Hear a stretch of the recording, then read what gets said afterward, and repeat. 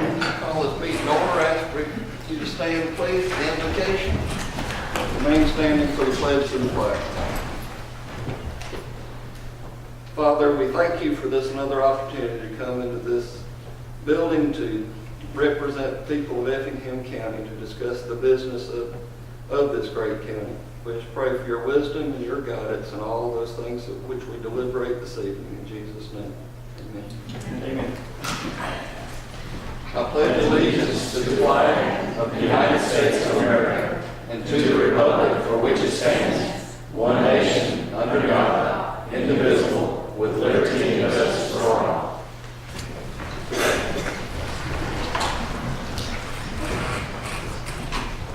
All right.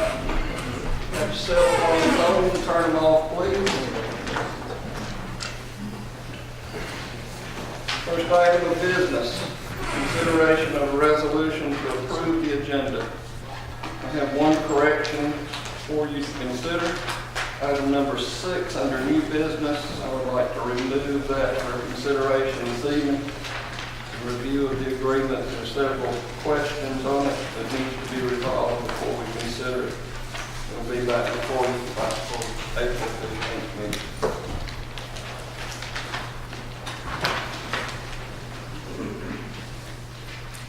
Any other questions or?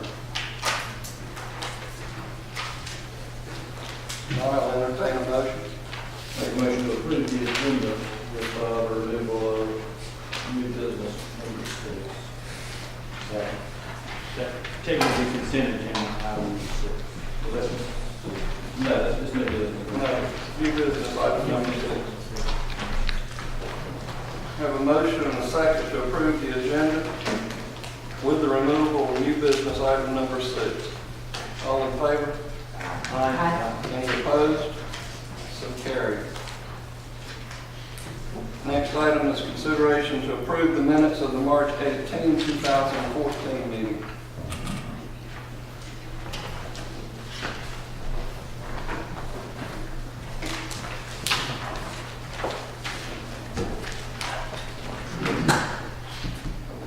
Any corrections or questions? I'll entertain a motion. Make a motion to approve. Second. Motion and a second to approve the minutes from the March 18, 2014 meeting as written. All in favor? Aye. Any opposed? So carried. Should be noted that public comment should be limited to those items that are on our agenda only. And it's noted that we have a presentation at 7 o'clock, which we will hear at that time. Also, it should be noted that all correspondence and documents pertaining to this meeting and any other meetings can be found in the clerk's office and on the Board of Commissioners website. Next item, consent agenda. Item number 1, consideration to approve sanitation releases as submitted by the Sanitation Department. Item number 2, consideration to approve the second reading of an application by Danny Haygood to rezone 5.02 acres located 2278 Highway 80 from AR1 to AR2, map number 354, parcel number 26 in the 1st District. Item number 3, consideration to approve the second reading of an application by Melissa Osteen to rezone 4.96 acres located at 1862 Low Ground Road from AR1 to AR2, map number 372, parcel number 8 in the 2nd District. Item number 4, consideration to approve the second reading of an application by Lynn Jeffer Sr. for a conditional use to allow for a 0.25 of an acre family cemetery located at 455 Hodgeville Road, map number 415, parcel number 17 in the 2nd District. Item number 5, consideration to approve the second reading of an application by Riaudrey Hurst Sr. to rezone 1 acre located at 655 Ardmore Oakey Road from AR1 to AR2, map number 262, parcel number 30A in the 3rd District. And item number 6, consideration to approve the second reading of an application by Ben and Lori Newkirk for a variance to access a fourth lot from an existing 60-foot easement located off of Whitaker Road, map number 440, parcel number 1 in the 3rd district. Without exception, I'll entertain a motion. Make a motion to approve? Second. Motion and a second to approve the consent agenda as read. All in favor? Aye. Any opposed? So carried. First item of new business, consideration to approve a certification of abandonment of a portion of Herbert Kessler Road. Mr. Allen. Mr. Chairman, this is an issue we've been discussing amongst this board for quite some time now. Previously, the board voted, Charles, excuse me, I'm going to recuse myself from this vote. previously the board voted to allow the road to remain open. Since that time, we have been dealing with some litigation in court on this particular matter, and we find ourselves at a point where an additional option has presented itself to relocate the road from its current position to avoid proximity to the existing house that the Davises have there. And that was another option that's come up. We also find ourselves again in court on this, facing litigation that's outcome uncertain, and there is a possibility that the judge could rule that we cannot acquire right away across this particular property. All that being said, we thought that it would be prudent to bring this item back before the board to again solicit input from the public to see if everyone's opinions are still unchanged prior to actually going to court on this matter. But being said, I think that's where we stand today. I see there's plenty of people here to talk about. Is there any questions from the board that I can answer for you? None for me, other than to add the number of calls that we get from people during all of this litigation that we've been going back and forth on. Won't know when we're going to do something with the road, but the court has kind of stopped us from doing some of that stuff, so we've kind of had our hands tied. It's not that we haven't cared about the road, it's just that we couldn't do some things with the road. Just wanted to make that clear. And I'm not trying to beat up on the attorneys in the room, but sometimes when you get into court, you just don't know what's going to happen. But one thing I can say for certain is it's a long process. So we're trying to come to some type of a resolution to find out this evening whether or not there's a change of heart, if there's a feeling that the road could be closed or should be closed, or whether or not we need to continue down this path of court litigation for who knows how much longer. Any other commissioners? All right. I have something I'd like to say, please. Okay. If I may, we're going to do this. We're going to do this in a process. Do you wish to speak for the road staying open or against it? I wish to speak for it to stay open. All right, so let's start with that side of it then. And if you would state your name for the record, please. My name is Faye Kessler. And pull that microphone down so that we can get it all on tape. My name is Faye Kessler, Thank you. and I have property on Herbert Kessler Road. I'd like to say, first of all, closing of any portion of the road would interfere with safety personnel, fire trucks, delivery of mail, school bus routes, sanitation collection, and any other services to future residents of Herbert Kessler Road. Closing of any portion of the road would be bad for those who live between these two main roads, because you either have to go one way and go out. If you have business at the other end of Herbert Kessler Road, you have to go around and come in from the other way. I that's what I equate this business of an ambulance getting through, fire truck and so forth. It would create an environment for more dumping of trash if it's abandoned, and dead animals that are left in the ditches. There've been deer heads here where deer bodies, just the head missing, where hunters are just after the antlers. And then you can imagine what that's like. It could be worse than it already is as far as the dumping and so forth. We understand that we would be able to have access to our property via Blue Jay Road.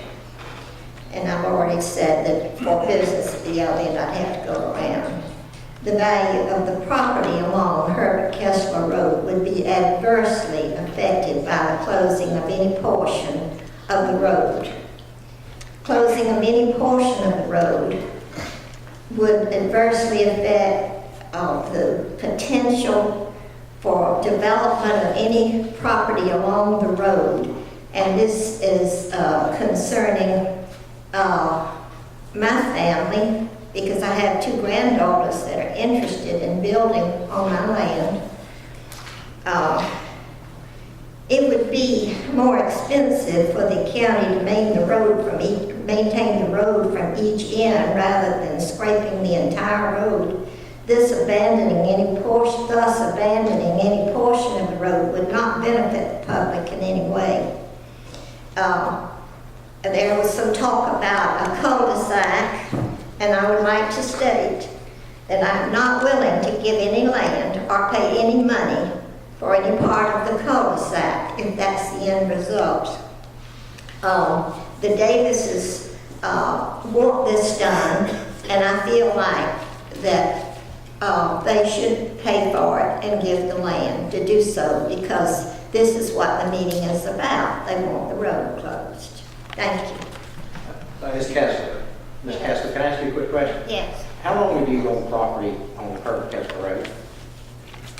More than 9 years. I've lived in my house up here 9 years. My husband owned it from the 80s, from Clark Kessler, who used to be a commissioner up here. And then it was inherited again when his father died down Herbert Kessler Road. So he inherited land on both ends of the road. First of all, in the 80s when Clark Kessler died.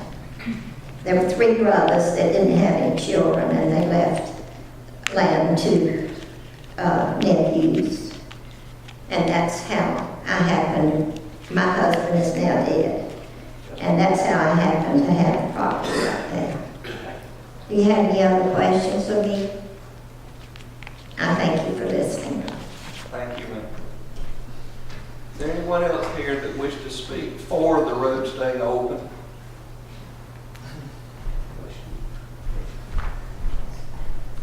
I'm Mary Beckton, and I own property on Herbert Kessler Road, and my son lives on the Blue Jay end of Herbert Kessler Road. And we've already experienced a lot of problems because the county has not maintained the road, and so that through traffic could go through there in the last few years. The post office has tried to stop our mail from being delivered down there. We fought the battle with the school bus and been through a lot of problems because of the proposal to close the road and the lack of service on the road. And I had filed a written list of objections, which I understand that all the commissioners have a copy. And I stand here to urge that the road remain open because of all of those reasons. Ms. Kessler stated all the reasons that I had on my list too. And you live on that road now? I don't, my son does. Your son does, and it's on the Blue Jay? On the Blue Jay end.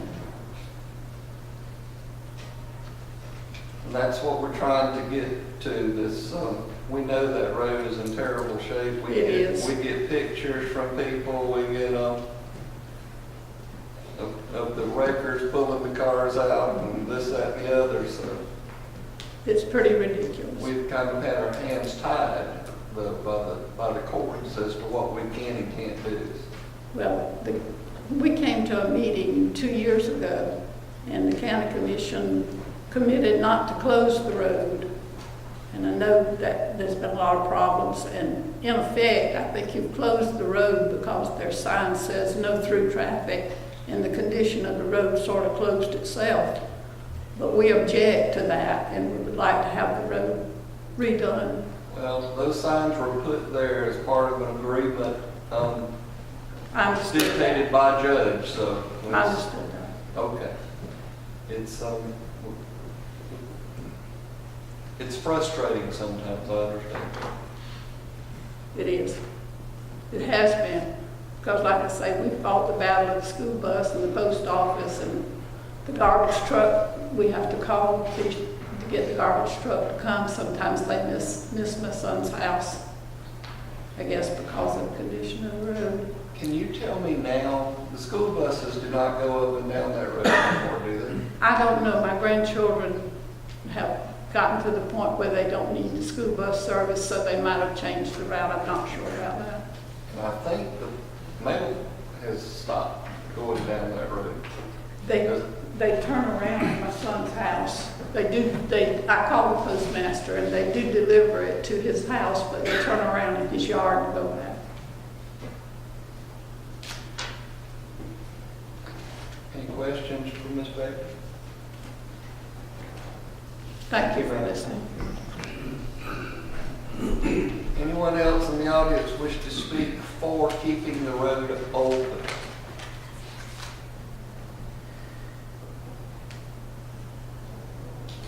Again. Mr. Chairman, before we go on to the next one, I want to address one thing Ms. Kessler said. And, I think this is an issue that may have been confused over time. The last time we discussed this, there were about 3 different options. One was closing just this portion, one was closing the entire portion, the other one was leaving the road open. And now, I certainly can't address the inconvenience factor of having to go completely around, but as far as the ability to subdivide the land in the future, that would not be affected by this proposal because the section in front of your property would be a county road. The stipulation for the lack of ability to subdivide the property farther comes from had the road been closed and it become an easement, you can only have 3 lots on an easement. And that was stated last time, so I just want to make sure that we don't cross those 2 issues. Again, you may be looking at it from a standpoint of just inconvenience as far as ability to subdivide the property, but legally this would not affect that. May I say one more thing? You may. Talking about developing the property, and I indicated that I had a couple of grandchildren that's interested. What about the power to mine? I think there's one pole down there on the Davis's property. I don't think for 1 minute they would let a line come from over there to my property because they have not cooperated with me, not once. And so what about the power? If I recall, it comes from both ends and stops in the middle. Well, one is down at Blue Jay, Yes, ma'am. and those poles have been there at least 25 years that I know they're old. But would I have to get power all the way from Blue Jay to there? That's a good little distance. Yes, ma'am, that may be the case. And I mean, what are your thoughts on that?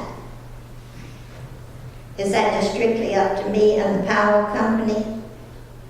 I believe it would, yeah, the county wouldn't be involved in that either way. I mean, so then it would, I would still have problems, I suppose.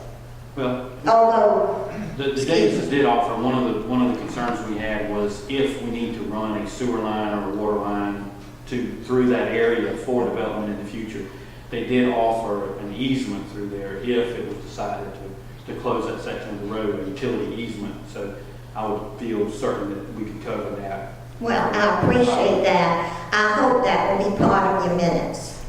Thank you.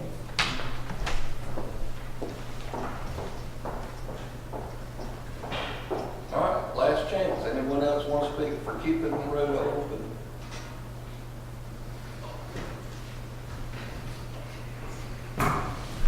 I just got here from work. I didn't know who were the first ones. State your name. Barry Kessler. Barry Kessler, Faye Kessler's son.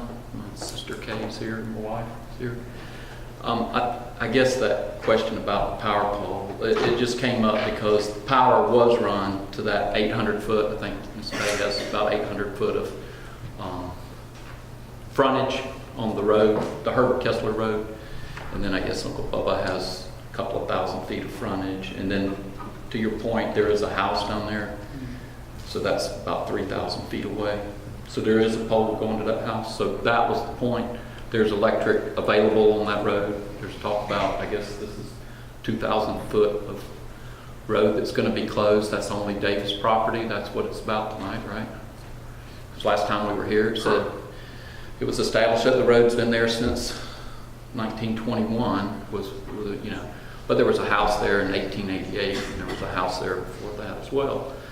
So just a simple question about the power should have been a very easy one, because there is a power pole coming all the way to the 800 footage, which runs through the Davis's property, and that's how power's been run there before. Her simple question was, can the power be run there now that a section of the road is being closed? Can the power still run through that same way, or does it have, because it almost sounded like now it's her responsibility to figure out how the power is going to be there.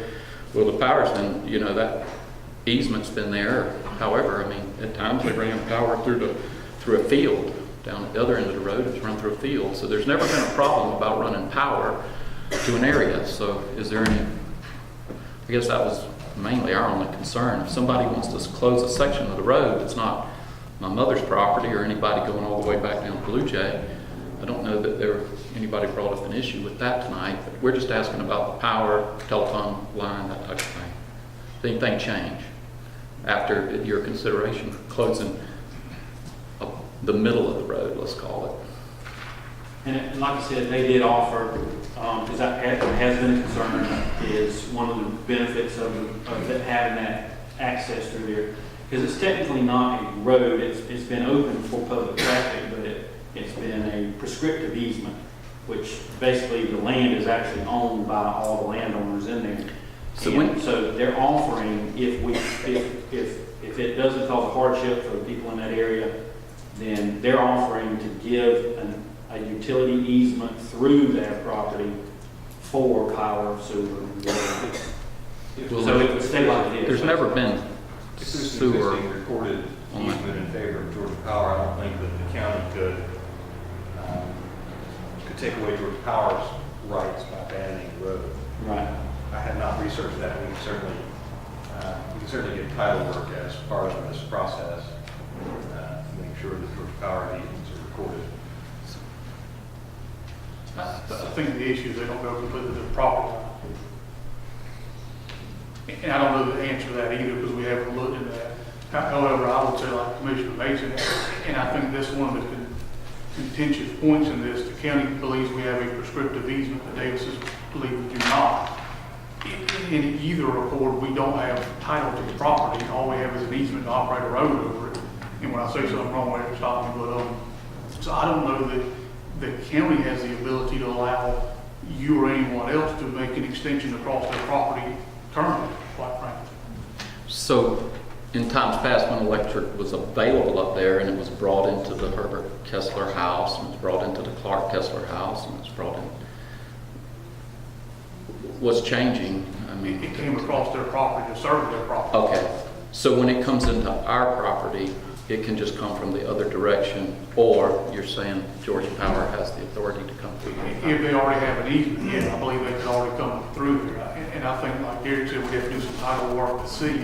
But assuming they do not have an easement, that 800 feet or whatever between the property line, or probably not quite that far, from the end of the power pole to your property line, that's not the county's property to tell you that you can come across, in my opinion. That's So since there's never been a problem with all the people that live on the other end of the road that have power, and the Davises have power, Yeah, and I think is there it comes from any either problem with getting power along the entire road except for the part that's being closed? Is Is there any problem? It would getting just power? have to come from the Blue Jay end, like you say, it'd have to be extended some 2,000 feet rather than the 800 or whatever from the other end. So the last minutes, we talked about, you know, I guess she mentioned Wiley Kessler Jr. couldn't be here tonight, but whatever happened to, we're talking about easements now, that's brought up, wasn't brought up last time. Last time it was, the road's been there since 1921. So we're brought in as a letter to my mother that, you know, be here. So this is news to us. So what happened to the last time when they, you know, when Wiley Jr. was here and said, well, you know, if you're going to continue to operate the road, and if there's any question about the road, what happened to the offer of giving the road to the county up to that point where the Davis's line ends? Has that been talked about since then? Because she was never served any papers where she could give her portion of the road. Wiley Jr. could give his portion, not a sell, but, you know, I remember I had to make a sale to the federal government one time, and it just, I don't know how the county does it. For us to be official sale, it was a $1, you know. So if it takes $1 of your money to do that, and Ms. Kessler would have to answer to that, then why don't we make it an official road if it hadn't been decided since 1921, if it's just been an easement? Because we talked about that last time we were here. Yeah, and I know that you got here a little late. So Yes, you sir. didn't hear a lot of what's already Apologize for been that. said, but I understand that y'all are willing to give the road and do that. But from the property line of the Davises Right. through, we've been in court. Okay, So, we didn't know that. I mean, I didn't know that. and that's what we were trying to bring everybody up to date. Okay. We've not, it's been a moot point. We went in there and staked out alternate routes. We've done a lot of different things across that property, and we continue to be in court. So, So it really wasn't practical to move forward on acquiring Okay. right away from the other landowners until we got this squared away. So what about the landowners today? The landowners on the end that's not being closed? Are you going to approach the landowners to make it a road now, since we're talking about power and? it would be my Being a- wish, but that's not really what Okay, we're here talking about whether or not we're going to abandon that section of road. okay, and we were only concerned with the part that wasn't abandoned. Could it continue on the way it was? You brought something to light that it wasn't a road now, and you know, it used to have I'm a. sorry, I was only referring to the part across the Davis. I'm sorry, okay, because it used to have a county road sign there, and then Mr. Herbert was the last living relative on that road at the time when we changed the county roads to name the roads, and it was named Herbert Kessler Road. And so I always considered it a road. On the remaining portions of through your properties collectively, there is some semblance of right-of-way. It varies in width and shape, but there is some semblance there. Across the Davises, there is not any. You know, that's the portion I was talking about, prescriptive easement. Okay. Clearly, on your side, yes, you have the right to do what you want to there, as far as extensions of power and so forth. And I believe the reason that the board did not really go forward with the acquisition of the property from y'all is in that first meeting, we had said the road will remain open. Well, when it became uncertain as to whether or not the portion across the Davises would, we didn't want to come to you, take it right away, and then you feel later that we had done something less than, you know, above board there. Okay. So we wanted to resolve this issue. Certainly, Okay. the county, I believe, is still interested in acquiring right away from y'all and improving that section, regardless of what happens on the Davis property. Okay, wonderful, thank you. Yes, sir. But your position was to leave the road. Oh, yes, sir, Okay. yes, sir.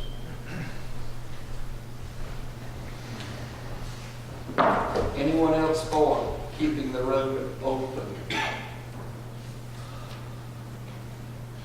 Yes, ma'am. I just want to ask the question, did you get a letter from my brother-in-law, Wiley Kessler Jr., who lives in South Carolina, who was too ill to come to the meeting? Yes, ma'am. Okay. It's in their package. Thank you.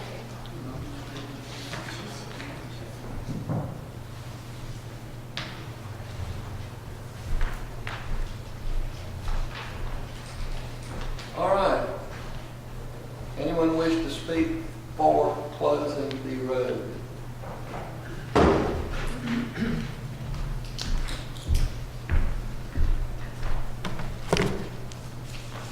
Good evening, I'm Matt McCoy, and I represent Irma Davis in the litigation that's been referenced in both Mr. Allen's comments and your comments as well, Chairman Kessler.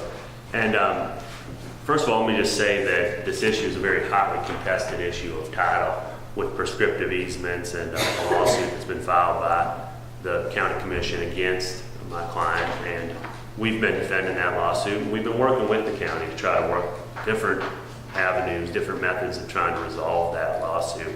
So before I speak in support of abandonment, I need to just say that we reserve the right in supporting the abandonment as a resolution to the lawsuit.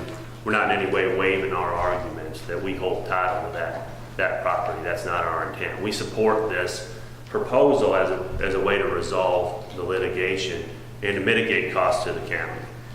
Certainly being embroiled in litigation against Ms. Davis is not a position you necessarily want to be in. It's an expensive one, having to pay fees, and it's going to result in a long, drawn-out process. So we very much support the county abandoning whatever rights it may have to use that road in an effort to resolve that litigation. And we support the proposal. There's 4 proposals that are presented in here, and this one, abandoned in the right-of-way in front of the Davis' property, by far and away makes the most sense.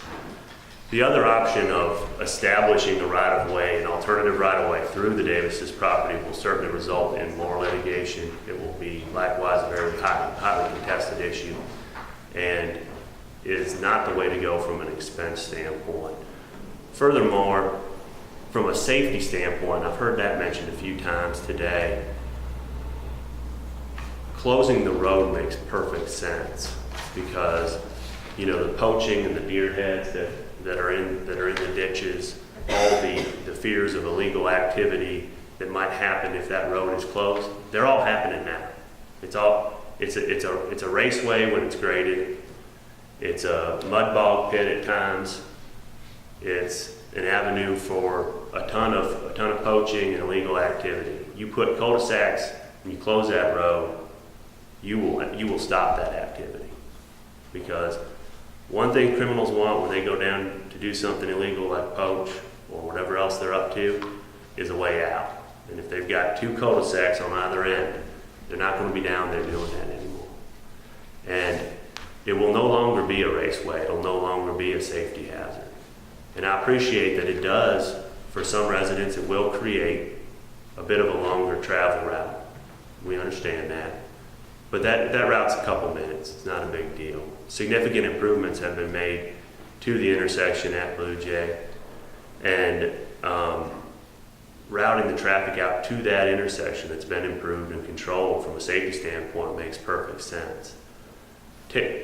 Establishing another right-of-way through my client's property and creating a raceway that ends up at a further traveled intersection that's not been improved will create a safety hazard. There's been enough problems with accidents in this county at unimproved intersections.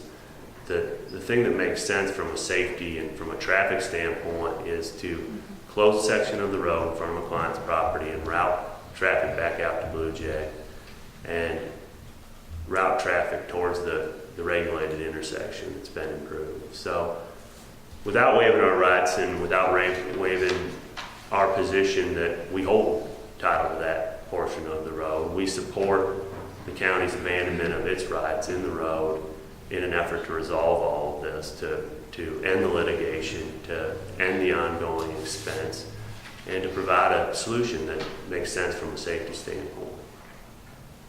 Y'all have any questions? Is Mr. Davis wanting to speak on his own, or can you answer the questions on everybody? I can answer some questions, some factual questions I might not be able to answer.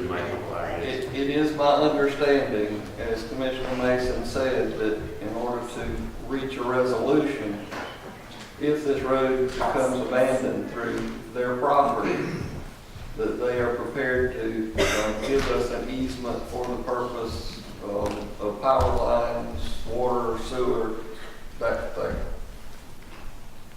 We have not changed our position on that, Chairman. Okay, I just want to say for the record, it's one thing to be talking outside the field, it's another thing to be sitting here talking on the record. So I want to be sure that I understand your position. Yes. Mr. Davis, please state your name for the record. Excuse me, Troy Davis. Okay. The power does already continue through and onto the Kessler property, and we are correct in the fact that the power is probably within 400 feet of their property on the Blue Jay end. Okay. So, But we would be creating a utility easement much similar to where the road or prescriptive or whatever we're going to call it Right. is now. sure.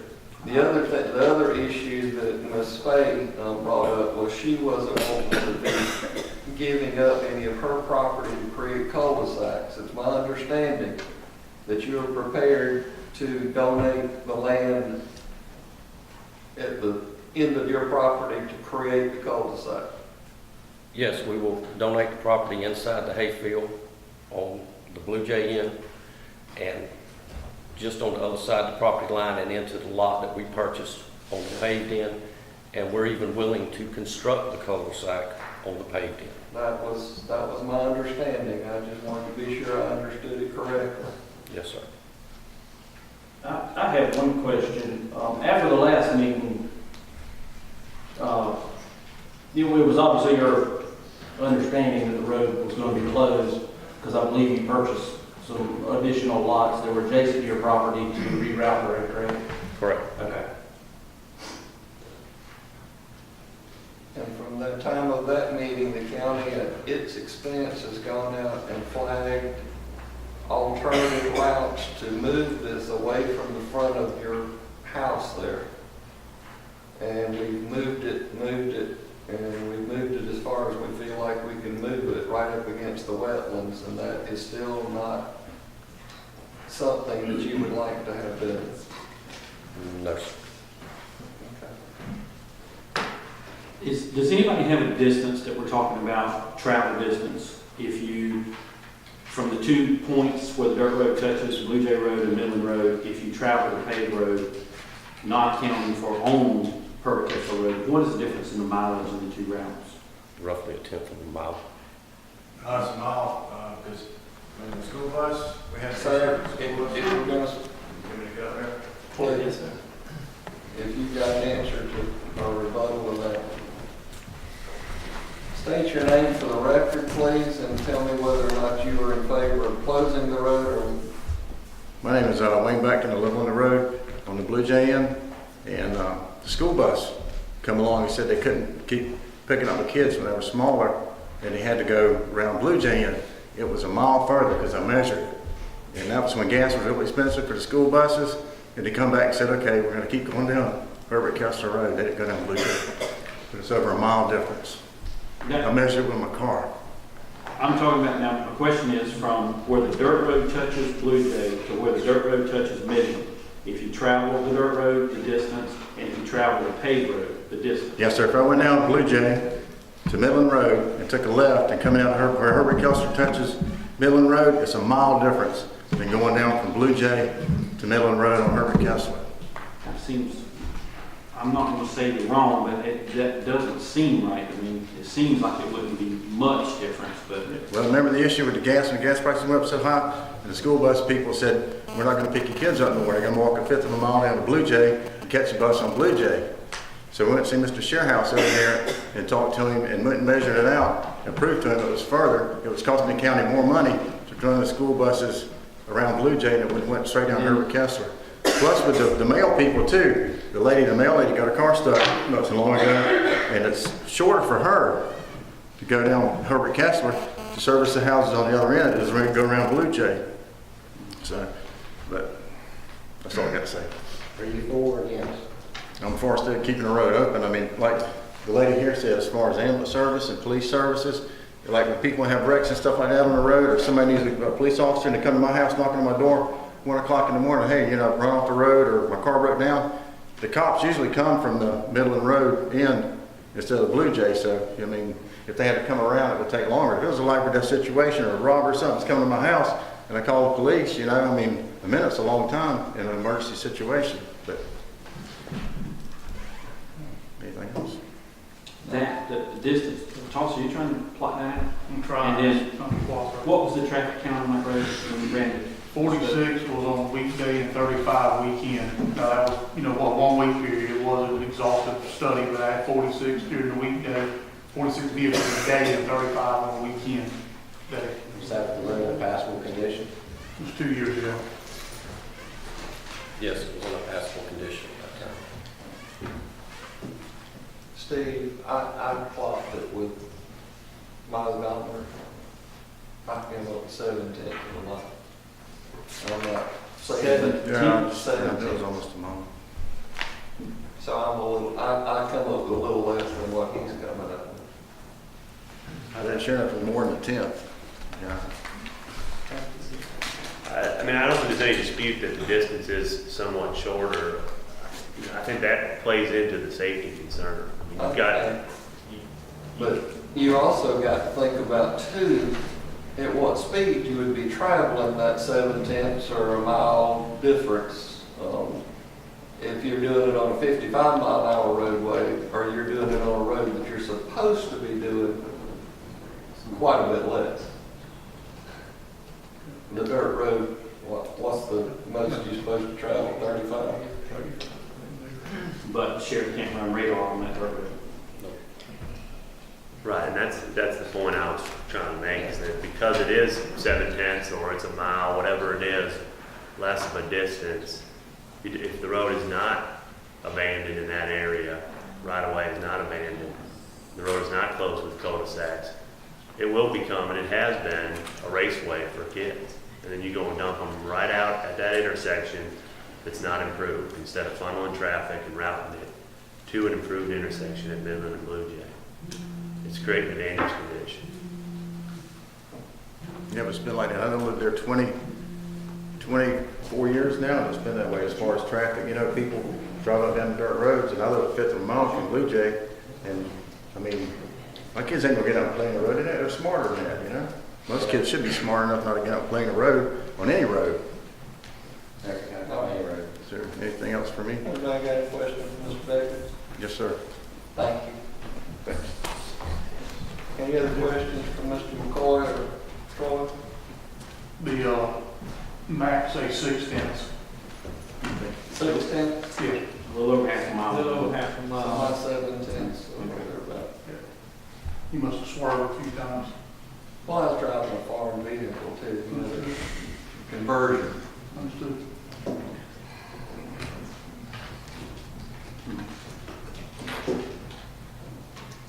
All right. Anyone else wish to speak for closing the road? Can I speak about something that they said? Sure. Come up.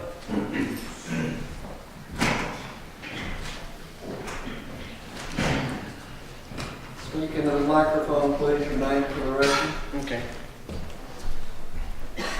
My name is John Begton. I've never done this before, so excuse me if I'm not. Your mom's friend. That's all right. Just relax. I haven't either, so go ahead. So, he was talking to a safety standpoint about the road and everything, but you guys know how Midland reaches Blue Jay, and it's a four-way stop sign now because of all the traffic that goes there. And they originally had a caution light, but so much traffic now that there's 4 stop signs. And our road would be, if they paved it, or kept it open, it would be a good way to diverge that traffic away from it. So that's one point that didn't really come up that I wanted to bring up. What do you think about if that road was paved? We would be creating another intersection at the intersection of Herbert, Kessler, and Midland. Just like we've got at Blue Jay. This one would be it wouldn't be a 4-way stop sign like that one is, though. So. Sure it would. It would? There's another road straight across from Herbert, Kessler. Oh, you're right about that, but I didn't think about that. Well, we've already got an issue down at Courthouse in Midland that people want us to put another 4-way stop at. Huh. So, would we not be creating another one? I mean, that one, I've hardly seen anybody go down the road. The people that go down that road are people that go to school. And people that go to school, they usually have to go down Midland, Blue Jay, take that part and go all the way to school. A bunch of school kids, mostly people that go to school at Effingham, South Effingham, they usually come down our road, but it's been so bad lately that they all have to go down Blue Jay to Midland now. So if that was open, that would be the main traffic, because you can go straight if you go down our road, straight ahead, it goes straight to the school. So all those school kids would be going that way now. So a bunch of the traffic around 5 and in the morning that go down Midland and Blue Jay. I'm trying to figure out what you're asking, what you're wanting. Would you like to see the road stay open, Yeah. paved, and create another thoroughfare through there? Well, I believe it would be, I believe You'd it would be. rather have that in front of your house? I mean, I would be fine with more people coming down because with the low amount of traffic, nobody hardly comes down that road. We've been broken into around 3 times now in the past, I think 10 years, because nobody comes down the road. There's never a cop, anything that ever patrols that road, so we don't have any security really either. Any questions? Have you experienced any kids speeding up down your road? So That was the mentioned road's, that they was racing up and down the road. Is that the road's horrible, so I mean, and there's no sort of set speed limit on that road either right now, so. But what I do find on that road is a bunch of people that do come down the road are people that drink a lot. In the ditches, you know, I really used to walk up and down the road, we'd find tons of these glass bottles and, you know, a bunch of beer cans all down the ditches in the roads because people that get drunk, they want to go down the road that nobody goes down. So if it was closed, I believe there would be more that would go down there, drink, and leave, and that's just my point about it. I understand. I think we can all agree it's not an easy answer to all the problems and issues, so we've got to make a decision based on the best information, not to try to figure out just what you want. Yeah, the road paved and I can pretty well tell you for certainty that road would not be paved anytime soon. all right. I just wanted to put my point out there about the intersection and everything. Any more questions? No, thank you. Yeah. That wasn't so bad, was it? I guess so. Anyone else wish to speak for closing of the road?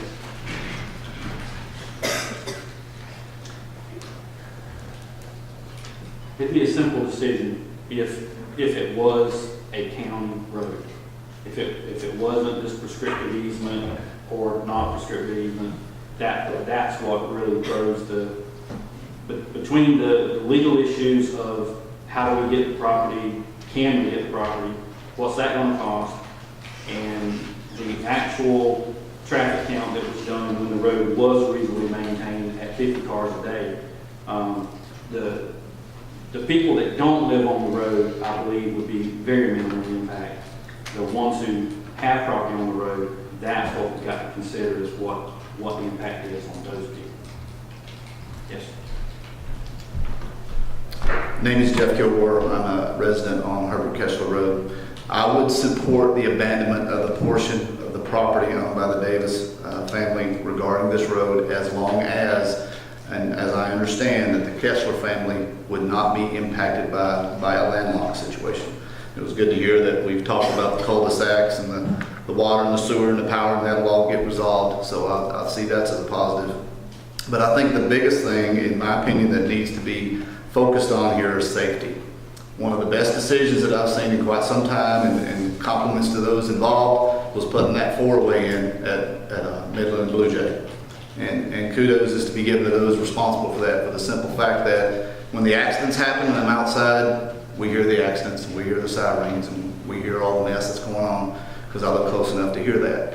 The intent of paving that road and making it raceways, yes, I maybe have some pictures of me. I'm one of the unlucky individuals that gets to go pull people out when they get stuck down there either with the four-wheeler or the tractor, so, you know, okay, so be it, help somebody out. But one of the biggest concerns that I have, and I fenced my front end of my property in the back because we have horses. I also have an electric gate to keep it in, so if the horses were to get out of the barn, they're contained in the front yard along with the dogs and everything else. But my kid is probably the biggest piece. You know, okay, if the animals, the other piece of it is the dogs can't get out on the road either because it's fenced in, the dogs can't get out the road. So that doesn't provide that opportunity that a dog can go out and cause an accident. Same thing for the horses with that intent, but the kids is my biggest energy, and that's my whole energy in this whole subject matter, is protecting the kids, not only my child, but across the street, the God, I hate it when names slip your mind, but it's directly across from me, the Turner family. They have a grandchild over there. And then beside me, the Cox family have 4 kids. Yes, just the gentleman kind of spoke about kids playing in the front yard. Although my property is fenced in to prevent that, I just don't let my kid play in the front yard for whatever other accident could happen, because we talk about the racetrack. If the racetrack were to continue, there's always somebody, because I've seen it happen once, somebody going down fast enough, they lose control and they go sliding, they could wipe the fence out and come right in your yard and take your kid, your dog, whatever, take them out. Same thing for Mr. Cox or the Turner family. So my biggest energy is the safety concern, and if by this road being left open and future growth, paving that road, it defeats the purpose of the excellent decision that was made to create that 4-way. So it'd be like you having to reverse that decision to maintain the traffic flow to go back in that direction instead of the shortcut of coming down Herbert Kessler Road. So again, in closing, safety is my biggest concerns with the closure of the portion as discussed. Thank you. Thank you, sir. Could I say something else? You sure, buddy? If every road was closed that a kid could run out in the road in, or everybody didn't have a road by their house, this would be a different kind of world. I mean, there's roads by everybody's house and everybody's got kids, so that seems a poor reason to close a road. It also seems to me that if we leave the road open and improve it to the county standards, that there would be more traffic, more people would use the road. It's in such bad condition till you in effect close the road by the condition of the road.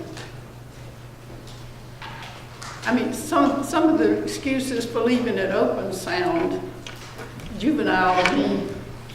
Thank you. Thank you, ma'am.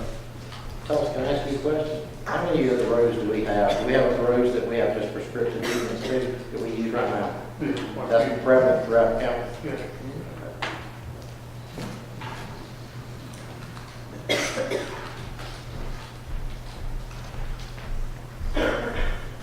My name is William Cox. I live on Herbert Kessler Road as well. And I'm in favor of having it closed literally for the safety reason, the speed factor. Since the road has gotten in so bad a condition, it's actually a safer road for us, for my kids. Proving that's only going to turn things back to how it was a few years ago. Just guessing on how fast cars truly can go on that road. It's just not a safe condition.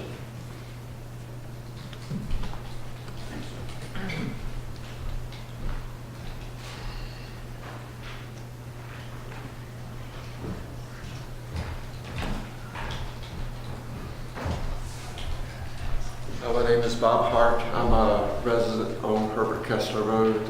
We've been there just 3 years now.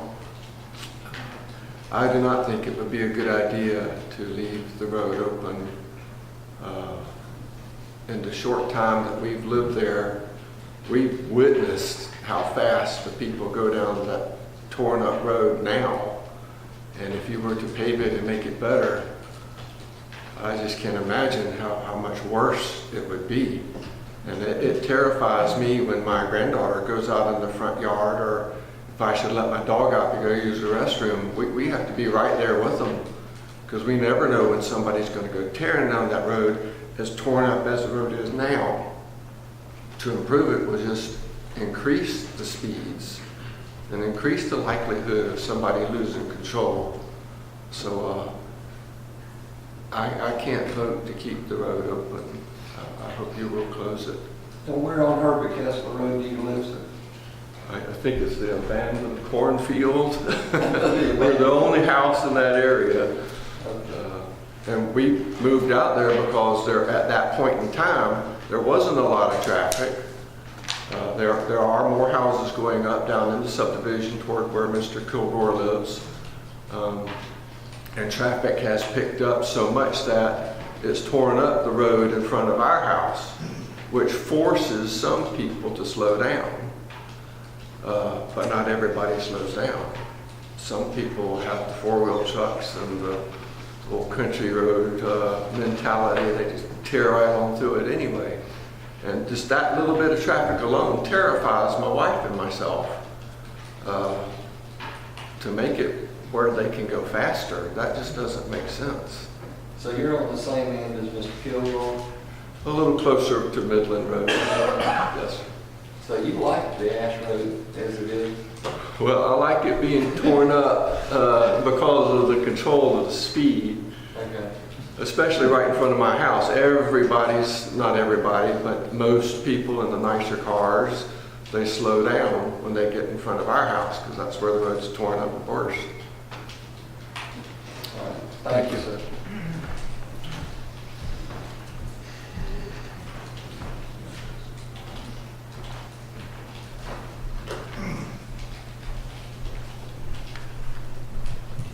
County Administrator, Mr. Allen, Chairman of the Board, Chairman of the Board and members, my name is Irma Davis, and I appreciate the opportunity to speak.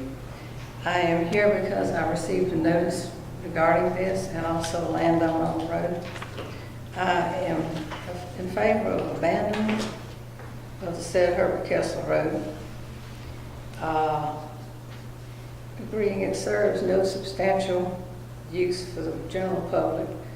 The taxpayers' dollars saved could certainly be used to benefit more citizens by using these savings to improve conditions on the heavily traveled roads. A couple examples: Jabez Jones, Collikelmy, that commute daily to school and to work. And it also would eliminate, as stated earlier, about the need in the future for a four-way stop at the intersection of Herbert Kessler, Midland, and Zit Route. And I appreciate y'all's efforts to try to spend our tax dollars wisely. I have several people who live in the area who could not come, so I would like to read her letter. As a resident and taxpayer in Effingham County, I am in favor of the abandoning of Herbert Kessler Road by the county. The cost of improving this road could cost thousands of taxpayers' dollars. This is a road that, if improved, will be a shortcut from Blue Jay to Midland Road, thus creating another extremely dangerous intersection. In my opinion, the money spent here is much needed on other roads within the county. For example, Blue Jay and Midland needs to have 2 new four-way flashing signal heads with all red letters. This needed to be done along that in 2004-2005, at which time the county decided only to lower the speed limit. Something needs to be done to get attention of drivers. I understand there was another wreck there since the four-way stop was installed.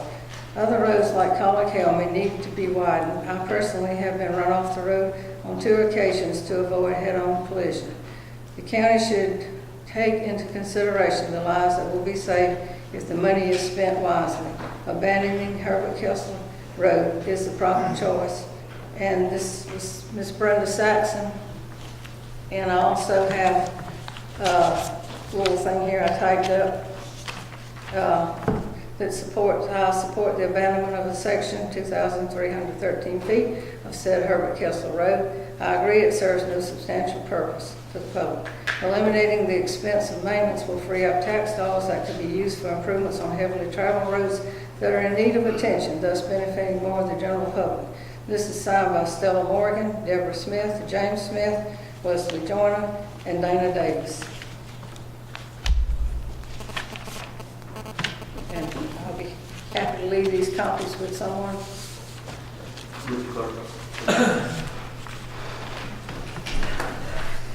How many signatures or something? Brenda Saxon, Stella Morgan, Deborah Smith, James Smith. And I'm not sure about the last 2.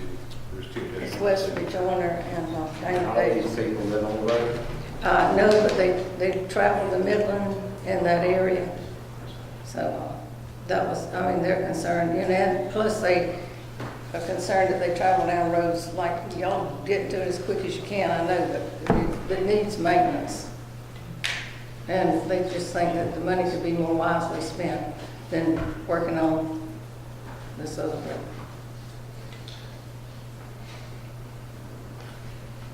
Questions?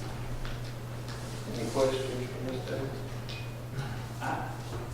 Not so much a question. I'm just trying to look for something that makes this different from any other possible situation in town. What, any other road we have that could possibly be in a situation like this? What's different about this one? That's just what I'm looking for. Well, I guess mainly it's not an improved road. You have improved roads that, like I said, commuters use to go to school and work, and they need repair. So I would think, I mean, if you improved it, you would just make the mud boggers happy. I mean, they've about wallowed out all the holes as deep as they can go now. So they came in and tried to scrape that road, and Mr. Kessler was there. Well, no sooner than they put that dirt in, it rained, and boy, they had a good time that weekend. So, I mean, it's just, that's my opinion, that it serves no public purpose. I mean, to benefit the public. It's just an old dirt road. Not good for too much of nothing. And the ash end of it is in horrible shape, like Mr. Beck said. Anything else? I think so. I will, and I try to, I mean, I've been absolutely neutral on this, or I'd say on the fence. I could go either way, whatever the folks who live in the area want, I'm good with. So many times I try to look at things from another perspective. So bear with me to say this, and I've thrown this out once or twice before, but if we look at this from a total separate perspective, let's assume that we're sitting here tonight and we've got a landowner that wants us to build a road through their property. And I'm looking at the arguments that says it's going to create you about a half-a-mile shortcut on the route that people have them travel now to get from point A to point B. There's going to be about 50 cars a day use this road. And to do this, we're asking you to spend anywhere from $100,000 to purchase right away from those that don't want to give it, to whatever the cost of a paved road is through there. Would we justify building a road in that scenario? And that's looking at it from a total different perspective. I don't think you would. In fact, I mean, if that was the question, I probably wouldn't be in favor of doing that. no, I mean, why spend taxpayers' dollars for 50 people when you need to be spending for the 52,000 others? Well, we want to make sure, and I think the answer to what's different in this, because I have many of these roads in the north end of the county. We have this all over the place. The difference is many of these roads, it's not, you don't have a one particular landowner that is willing that owns a quarter or a third of the length of the road. And if that section was closed, it would be a very much of a hindrance for somebody to travel an alternate route. So there is a bit of difference there. And you know, if this comes up again, we'll have to look at each one individually. But from what we're seeing here tonight, it's about evenly mixed on people that support and against, and it looks like one end of the road is kind of foreclosing the center part of the road, and the other end of the road is pretty much against closing the center part of the road. Let me ask you this, if, and the person's not here, but they said it would make their property more valuable. That was my cousin, Mr. Wally Kessler. Well, it's not the county's responsibility to make his property more valuable. I'm going to give my stand on this because I've been hearing this since I got elected. And I'll go there with where it goes. The way I see it, there was a public hearing held 2 years ago. It was voted to be left open. This road has been, there's been an existing road, be it a prescriptive easement or whatever, since 1921. The most efficient way to leave the road open, following what we had in the public hearing 2 years ago, was to improve the road where it sits. And there's tax owners or taxpayers that live along the road and other people that I've also talked to that want to leave it open. It's really straightforward for me that it would be left open. But again, I'll go with our board goes. So And the only difference then and now is this legal question. Yes. Okay. Well, Is the it, veterans could go hire a lawyer. And so leave it open. Ma'am, if that's what it says. That's what I mean. I mean, everybody's got a lawyer. Let me address that point. The board, through its lawyer, has through the Georgia statutory procedure, sent notice of the intent to abandon the right of way. Our attorney. That's correct. A letter was distributed to all these owners. That's how they got notice of it. signature, sir. Okay, well, maybe not through Mr. Godwall, but it references the statute. It sends a notice of intent to abandon. There is a Georgia statute that addresses it. And it is, the case law interpreting that statute makes it very clear that it's a discretionary function of the board. So you have your lawyer who can provide legal advice on that, but from where I sit, the risk is very low that any other property owner could interfere with or challenge that discretionary function of the board to abandon that right of way. There's a safety concern. Yeah, that was what the board moved to do. What's that? If the board moved us, if the vote went to close it, that's correct.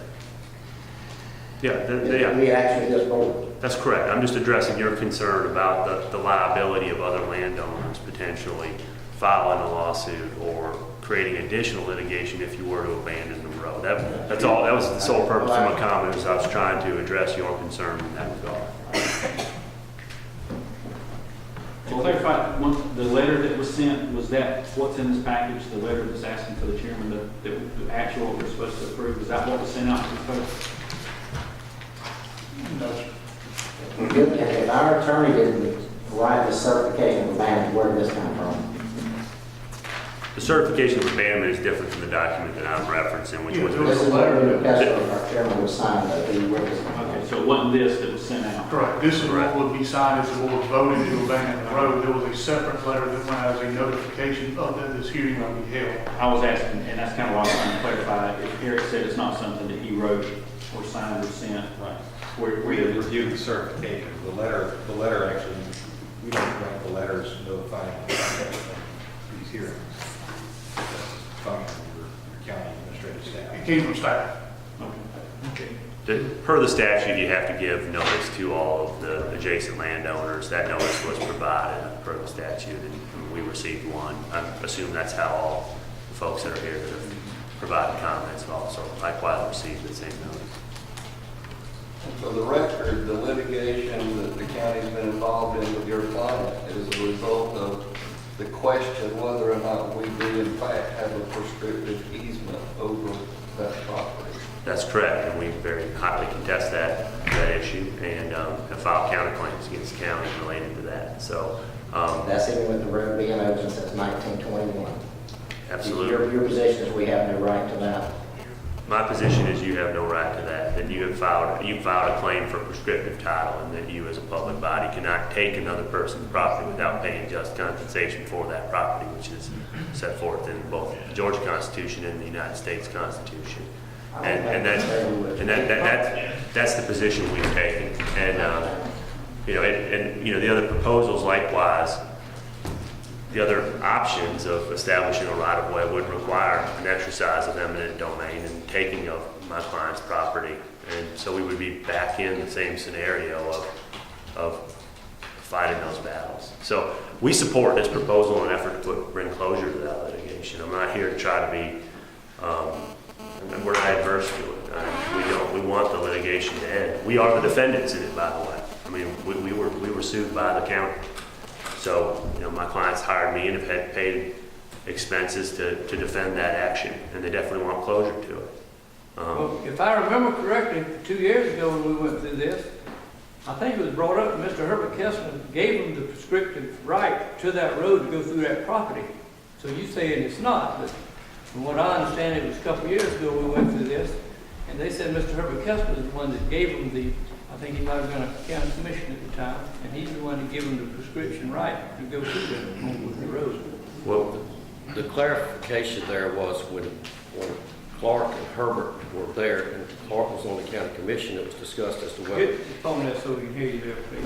it was discussed as to the location of the roadway. The Kesslers gave right-of-way out on Blue Jay for the Blue Jay Road for improvements, as opposed to the Herbert Kessler option back then. That was the easement that was given. Was for Blue Jay. So when was the road started all the way through there? Who gave the permission to The build Kesslers built originally? the Kesslers built the road to access the farm. On this point, let me just say that the county has a position and we have a position, and we're not going to decide it here today. It would be, if we're not able to resolve it by abandoning the right of way, then it'll be for a court of law to decide that question. But it is a hotly debated and contested issue as part of this litigation. So as I understand it, before this board today, we can either take action to abandon it, and if so, your clients have agreed to actually construct one of the cul-de-sacs on the Midland end. Correct. On property that they own, lots that they, on a lot that they purchased for that purpose. Correct. And they will allow the county to build a cul-de-sac in the hayfield area on the other end on their property, so it in no way impacts any other property owner's land. That's correct. The county would not have to exercise eminent domain over anyone else's property in order to establish the two cul-de-sacs that are necessary to close the right of way. As a further concession, your clients will grant the county utility easement for the purpose of electric, water, sewer, a utility easement. That's correct. Okay. Or this board can take action tonight to not abandon this property, and that will keep us in court. It's in some fashion. Either we will start condemnation proceeding to go through and take, which then y'all will defend that action. And we can, the court decide. That's basically our options. Is that where I'm at? That's correct. And I will make one other point with regard to taxpayer funds with those considerations, is that Mr. Allen has prepared an estimate, I believe, to construct both cul-de-sacs at $30,000, with my client's concession of paying to construct one of those. There's a reduction in that, so you're looking at $15,000, $20,000 of taxpayer dollars to abandon the road and construct those right-of-ways, versus significant expense associated with both legal expense and acquisition costs of establishing a right-of-way in an alternative location. So from a taxpayer standpoint, one, you resolve a lawsuit that you're involved in by abandoning the road now. Taxpayer cost is $20,000 or $15,000. It's very minimal. Or you involve yourself in one or two more lawsuits in an effort to establish a right-of-way, which would require that you pay just and adequate compensation, which would then be disputed and litigated over time.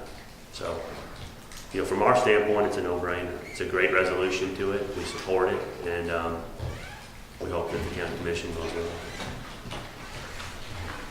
Toss, you said, I asked you about prescriptive easements. By doing this, what type of precedent could we set? Anybody can answer that.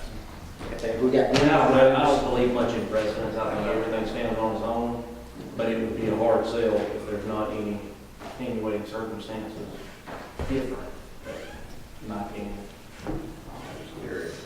I will say, I know my decision and vote will strictly be on the merits of the issue, not on counting people for or against, but strictly on the merits. So,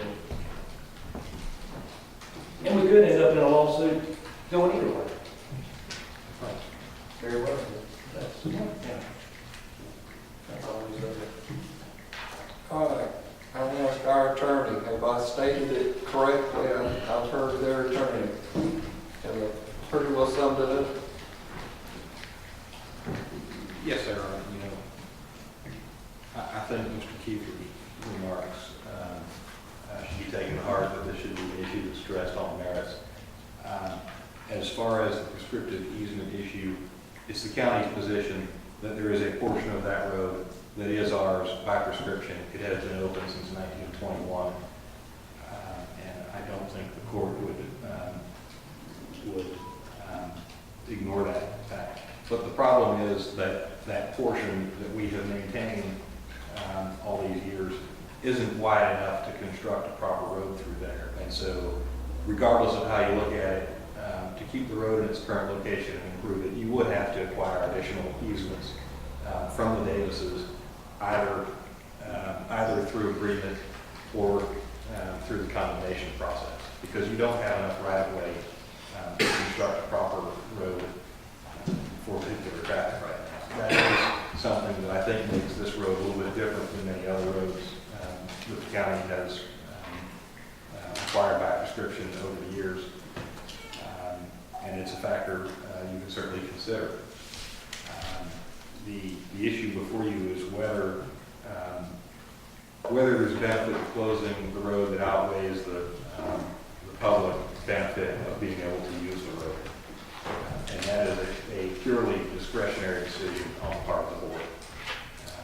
The courts have been very clear in the case law about your discretion, and they are very reluctant to disturb your decision once you make a decision.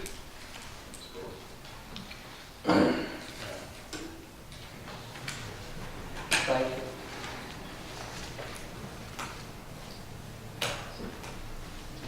Any other questions, discussion by any commissioner?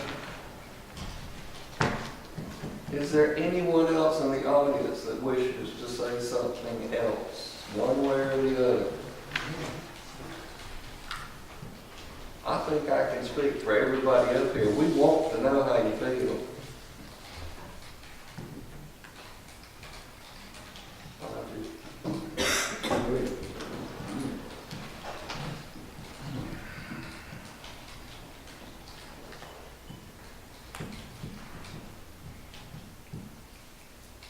We've dealt with this a long time.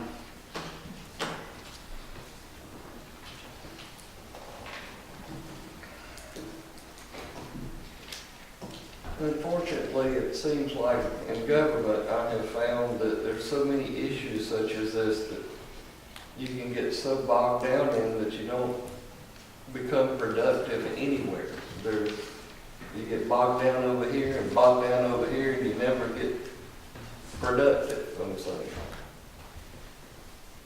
So I've made the statement several times, I'd like to get to where we could stop kicking the can down the road and get these things behind us. But I also know that in doing that and saying that,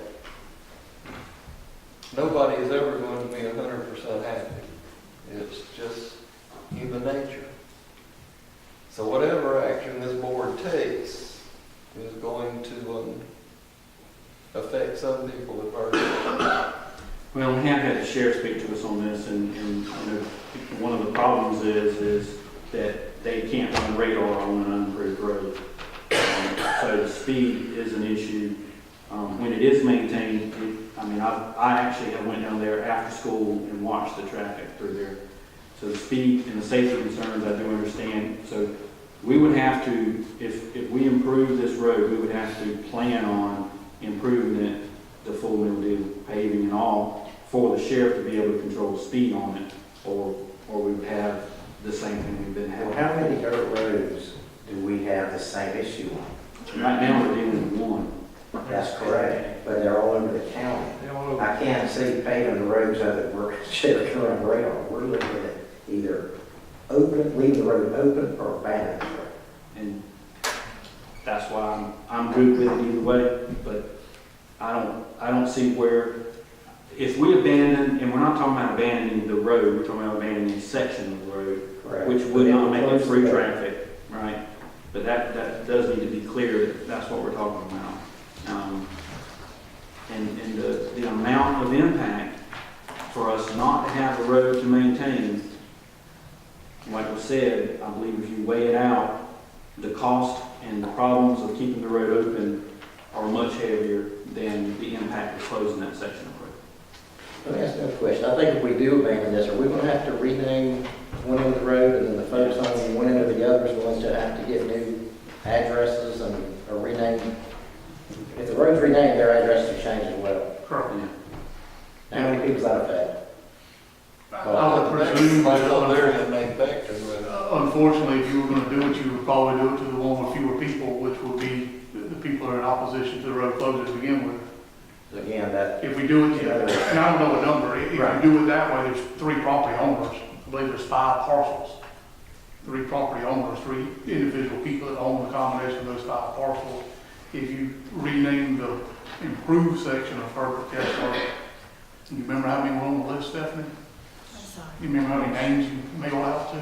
Just off the top of your head, it was quite a few. It'd take a quick look. Yeah, 30. 30, 40.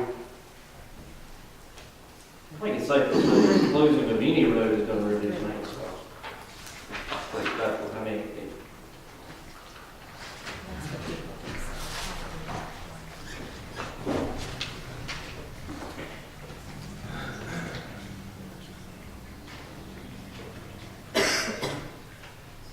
Well, I was just looking over the list that I made to see if we addressed everything I heard. And I don't know which direction this board will go, but I heard concerns over power and easement, I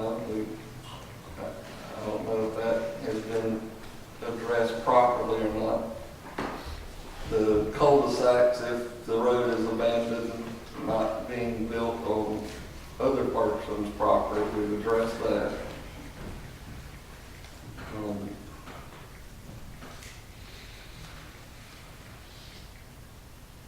Is there any other concerns? I'm really addressing this to you, Ms. Fay, and to Ms. Beckton, that we have not talked about adequately. Well, I said everything Okay. I wanted to say. Okay. I just want to be sure that I haven't missed anything. One thing that I didn't say is when I talked to the postmaster about mail delivery, he indicated that it would save them a lot of money to, the United States government, a lot of money to be able to have the road all the way through because they have to circle around and go from end to end, and I think that ought to be a consideration.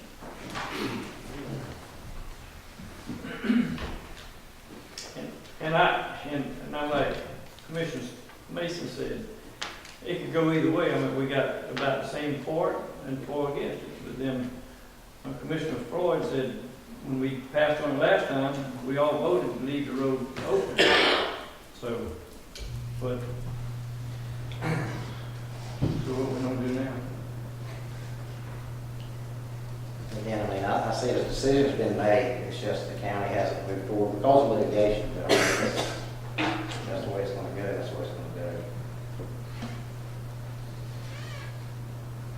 Well, that is the only difference in then and now, right? I mean, just trying to think this through. That's the only difference in then and now. What was presented then, what's presented now is basically the same thing. Well, there was an agreement, as I understand, to try to reroute the road. They were struck to an agreement. Well, we tried to reroute it Several. so it would not go right in front of his doorstep. Well, as far as the decision was on the same stuff. At that meeting, it was to keep the road open. After that meeting, there was some discussion about can we shift it? If we're going to keep it open, can we shift it? We agreed, yeah, we can work with that. And then from there on, everybody knows the history. So the bottom line, it was voted, was it unanimous vote to leave the road open? like I said, a lot of famous Davis purchased lots for different routes. So the difference is then and now is the challenge of the prescriptive easement. Is it there, is it ours, all that. So that's the difference in then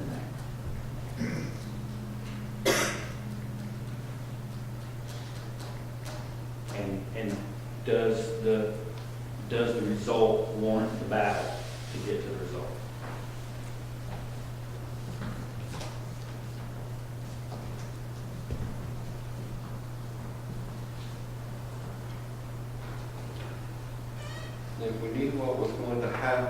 property on the Blue Jay Inn in the future. I've heard there's a couple of family members might build.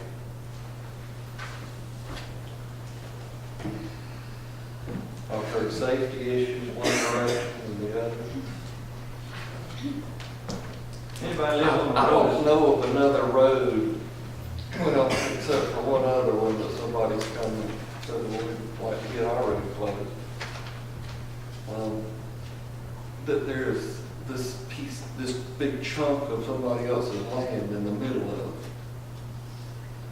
If the road closes, and it becomes similar to a big subdivision, it's just access from Blue Jay. And you got a subdivision in from the other side. You got folks here that want it closed to slow traffic down.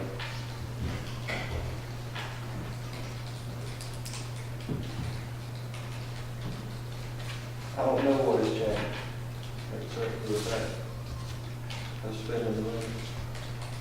I keep fighting.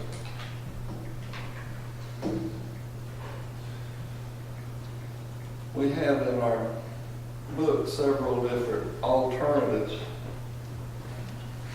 I don't know that we need, I mean, some of these basically are not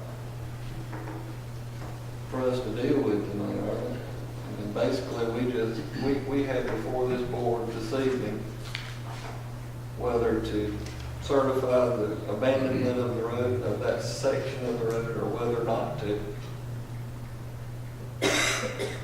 If we choose to do it, then some of these others items do not become applicable. If the board chooses to close it, or not to close it, then we can start looking at these other alternatives. But I think we've got to get the abandonment issue out of it. One thing's for sure, we don't need to do this every 2 years. No. And I don't know, but I don't know where one route would take.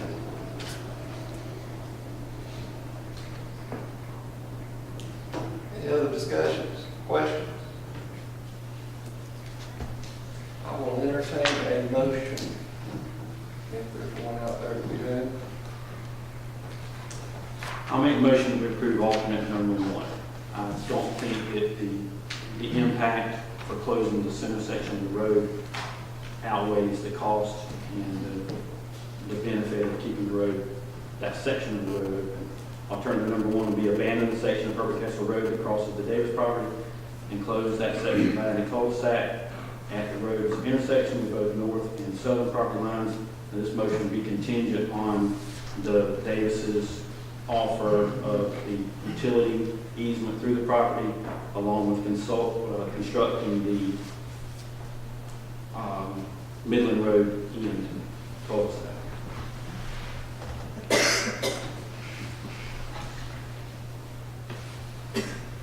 I have a motion on the floor.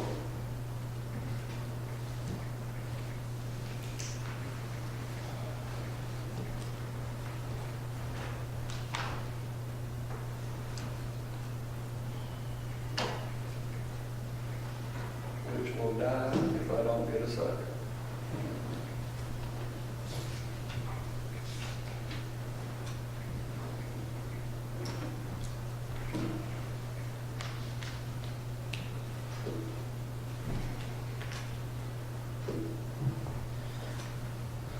Going once. Motion dies for lack of a second. Do I have another motion? I make a motion, we leave the road open, and we can discuss the route at a later date, if that's what we're trying to decide tonight.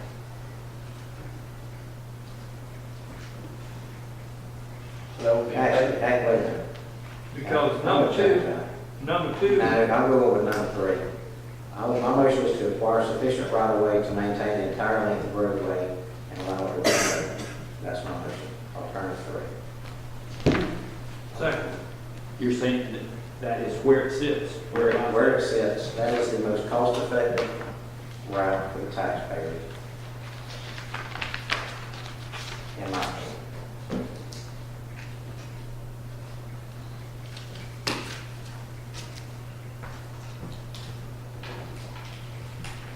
I have a motion to have a second.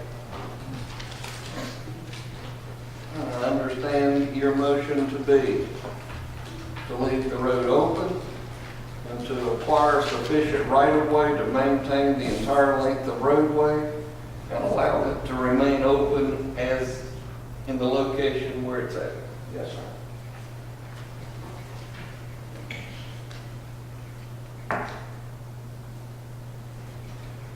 Any other discussion?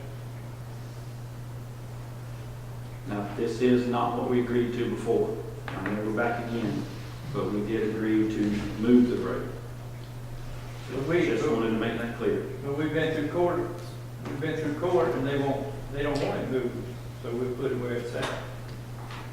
We've already tried another location and it failed, so we don't have no other option to do it where it's at. With the board's permission, I'd like to ask Mr. McCoy a question before we take a vote, if I may. Mr. McCoy, you heard the motion and the second that was made, have you? I have. Okay.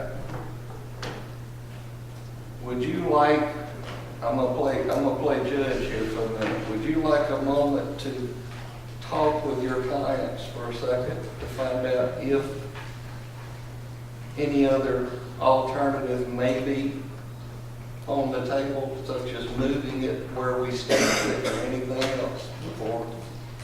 The motion is to push forward with all steam to whatever we gotta do.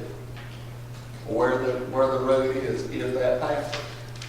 Understood. Yeah, I mean, I don't know what discussion to have with my client about that necessarily. I mean, obviously, we vehemently oppose that, and my clients have bought 4 lots in reliance upon a prior agreement to relocate the road, so it did not. Could you tell me who they made that agreement with? There has never been an agreement made by this board.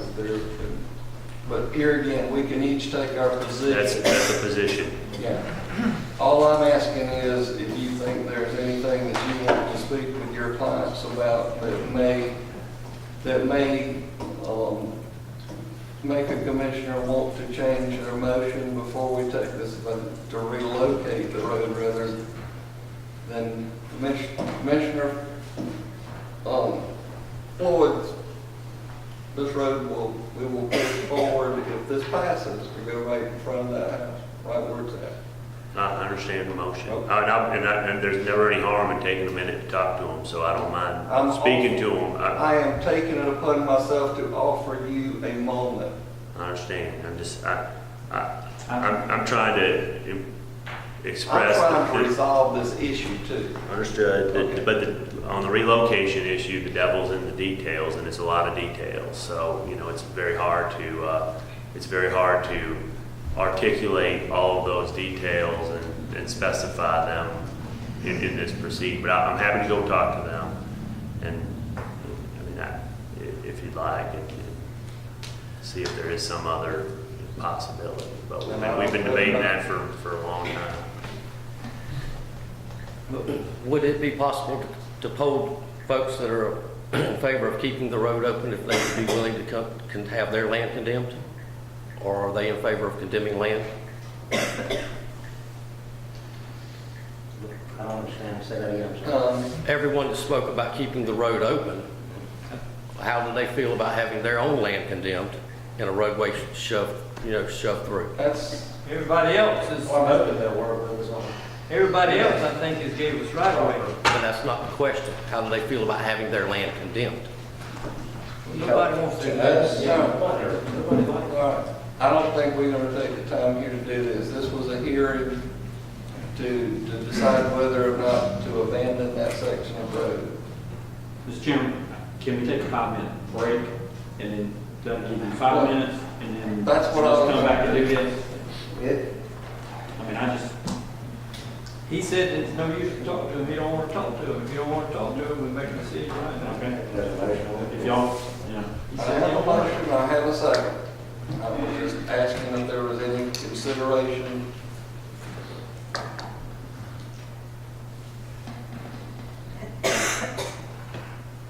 I'm willing to take a 10-minute break. I see what you're trying, I appreciate you trying to keep the litigation down, That's but all I'm trying to do. All right, I think, I want to go ahead and take the vote. The motion's on the floor. I didn't make a motion, so That's all right. I mean, if I did make a motion, I would probably take some issue with it. Eric, can we do that? I mean, there's a motion on the floor for a vote. We've been, Well, thanks to this board not taking, we don't have a parliamentary procedure that I haven't followed. Y'all voted it down. Second. That's true. I would try to avoid any side chit chat between a motion and a vote. That, I understand. Of this board, I was offering them, we were just giving them a chance to do something. Listen, I'm all for everybody having a chance to have their voices heard.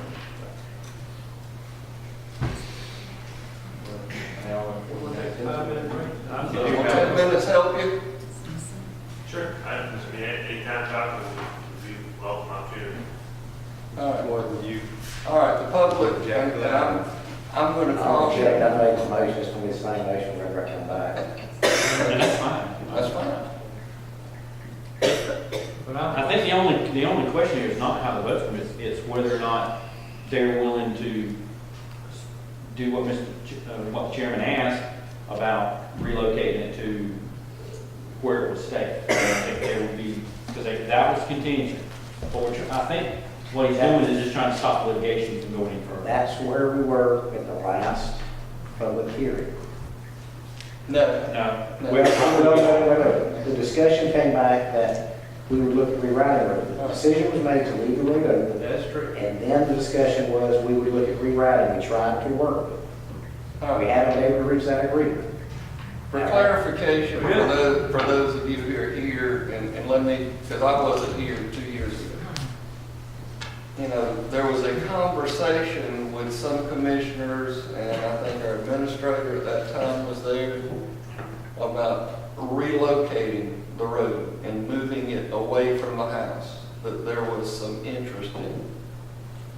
That didn't work out because it was going through the pecan field. Well, then we have staked out moving it further down against the wetlands area.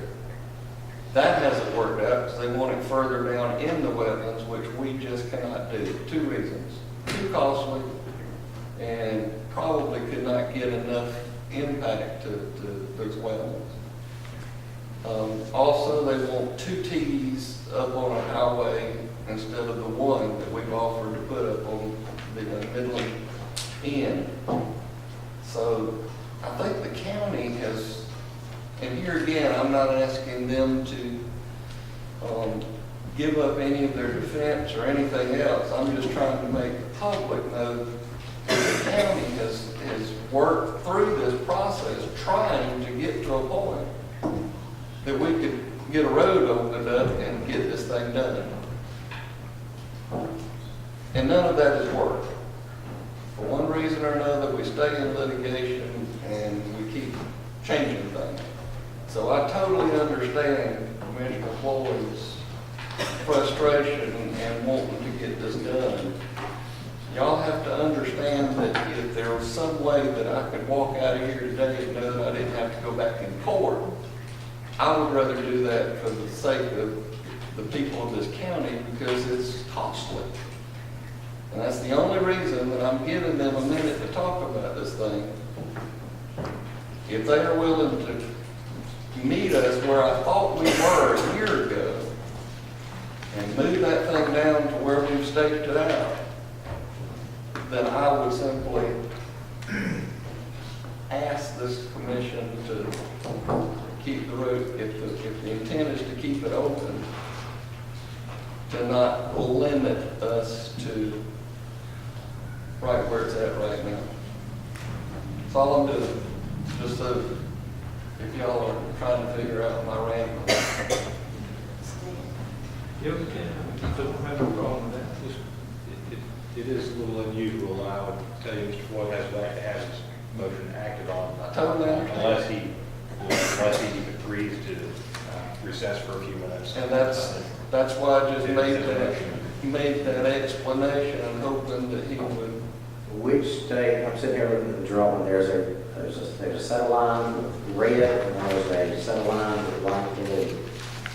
The red has to stop. Is the blue one of these states that agree to?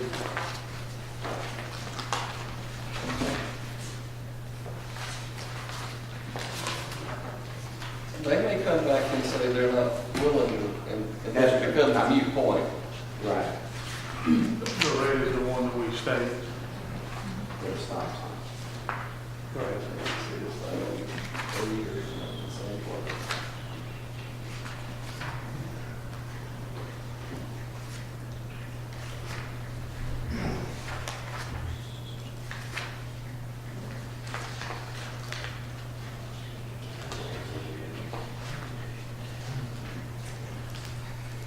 Their 10 minutes is about up.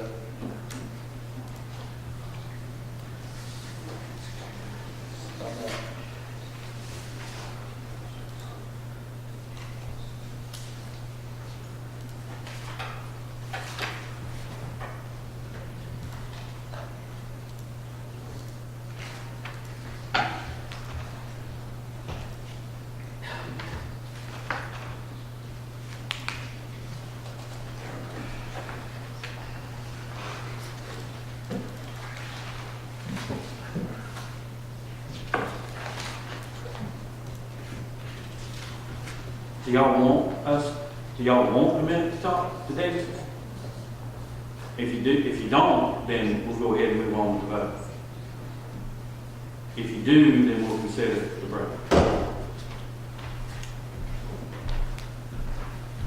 What we don't want is for y'all to condemn the property in front of the house and per the motion that's on the table. And you know, if that's the motion on the table, we certainly would ask that you deny it and that we keep discussions open about relocating the road as an alternative. But you know, the detail, as I said, and as the chairman has expressed with T's and with where it is exactly located, is not something that I feel we're in a position to put on record right here, right now.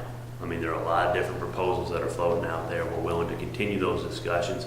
We're willing to continue to work with the county in an effort to resolve it. What we don't want is that the property condemned right in front of the Davis's homestead, right through a Centennial Farm. This is a Centennial Farm property, and we do not want the exercise of eminent domain to have that property taken right through the middle of our land.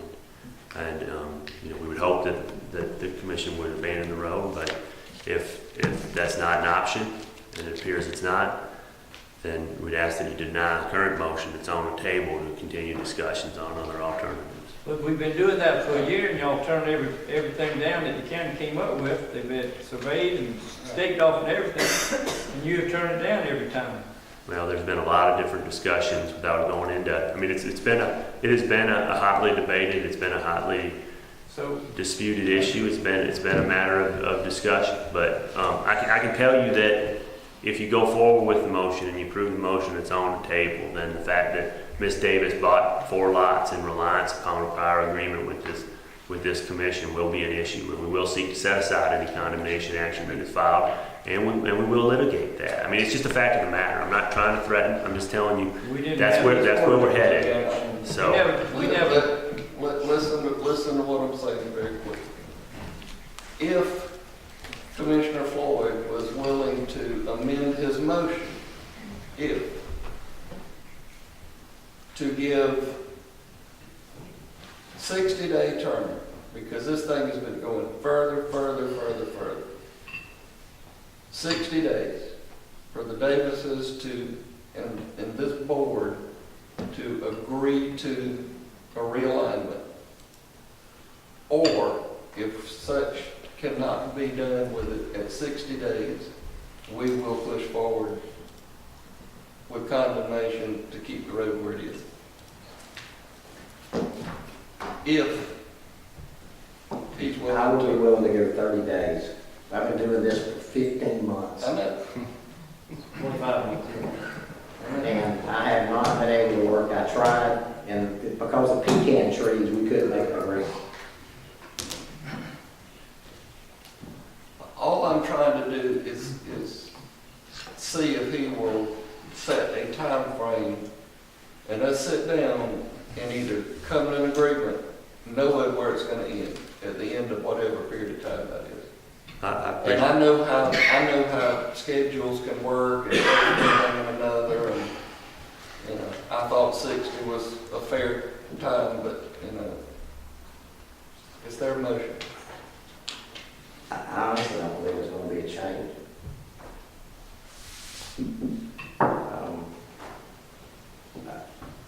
The way I see it, we tried to discuss this, we tried to reach agreement. My motion stands.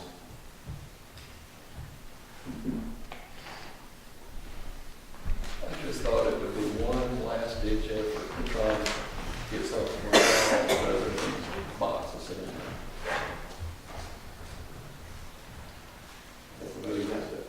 I have no motion. All right, I have a motion on the floor and a second. All in favor? That motion was number 3, right? Number 3, and that locks this board into keeping the road open and keeps us locked into right where it is. No other options available. Motion and second. All in favor? Aye. Any opposed? All right. Let the record show. Commissioner Jones abstaining. Deliberation. All right, we have a presentation that was scheduled for 7 p.m. Trayman Road with Merchant Capital. Miss Joanna, do you want to make any introductions to Mr. Trey, or? Certainly can. As the board knows, for the last several years, we have been discussing our water and sewer debt. And as such, we were always looking for alternative ways to handle that. Trey Monroe has requested to come this evening and go through a scenario of possibly several different manners that we can address the water and sewer debt. And so we have given to you within your books the information that he's provided, and feel like it's best for him to speak with the board directly. All right, Mr. Monroe.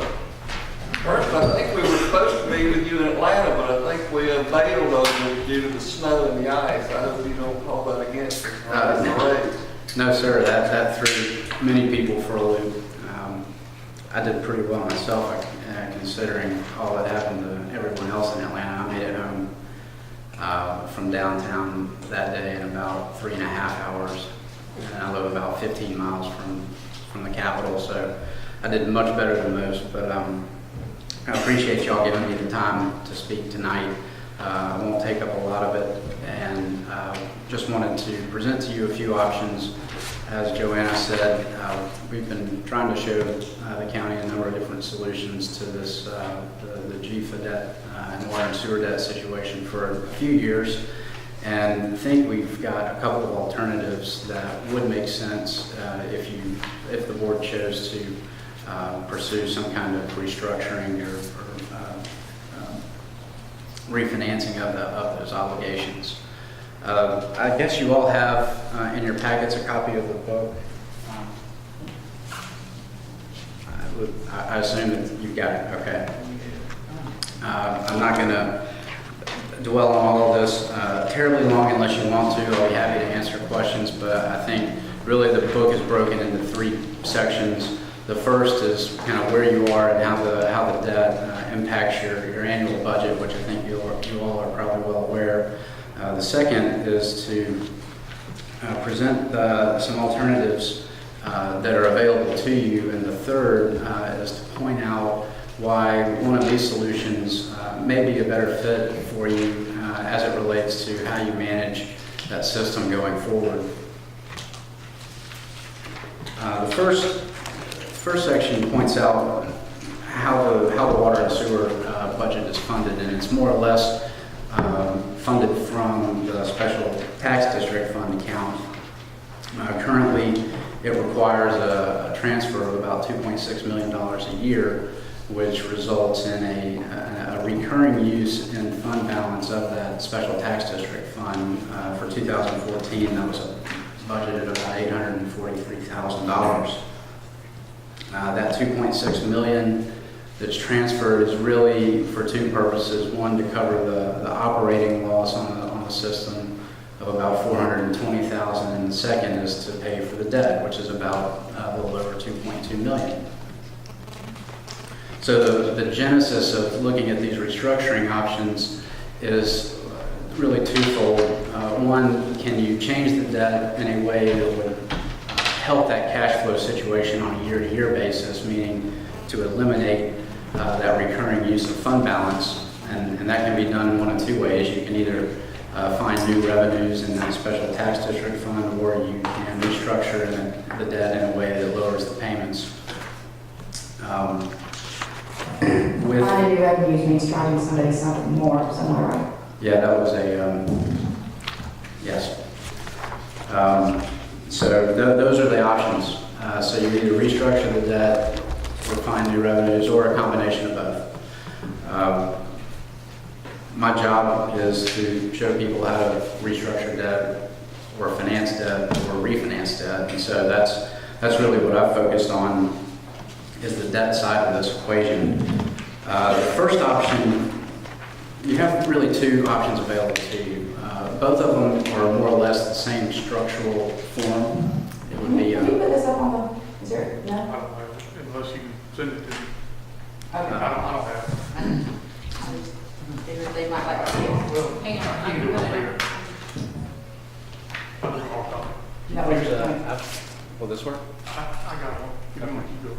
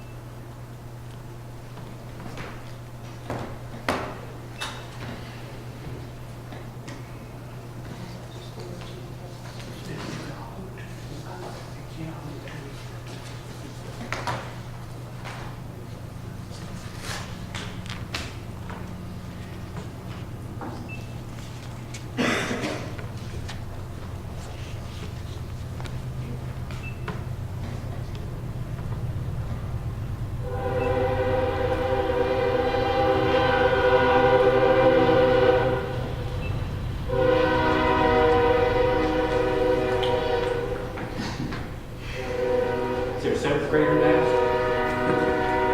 I'll find one way to do it. This thing wears me out.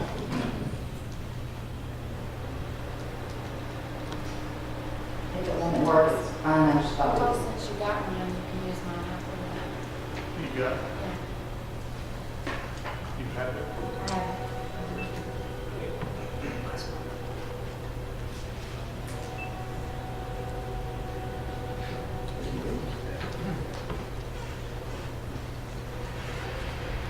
Travis, I would always keep up with where you were too, because I wasn't sure if you were like on page 4 or page 5, because there's some overlapping information, and I just, Okay, yes, I'm sorry. Yeah.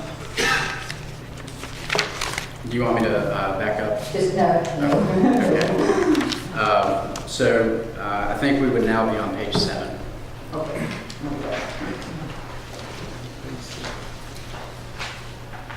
716. Okay, that's 816. All right. So the two options you have, both, as I was saying, both would be the same structure from a bond perspective, and I'll talk about that in a minute. But the two alternatives are you can use a variable rate bond issue, which has pluses and minuses to it, or you can use a fixed rate bond issue, which also has pluses and minuses to it. Both of those kinds of bonds, I think, will do a number of things that are different from what you currently have. In the bond structure, there's no mortgage or collateral required on any of the county property.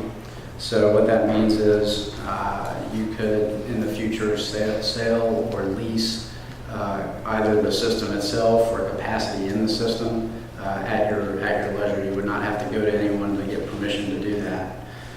There's no restrictions or requirements on developers who are looking to develop property, develop subdivisions. So they would not have to put up a letter of credit unless you deem that to be what the board thought was in the county's best interest, but it would not be a requirement of your debt covenants or your bond documents. One of the benefits that I saw of that was we've spent the last year looking at infrastructure where developers did do some financing of the system.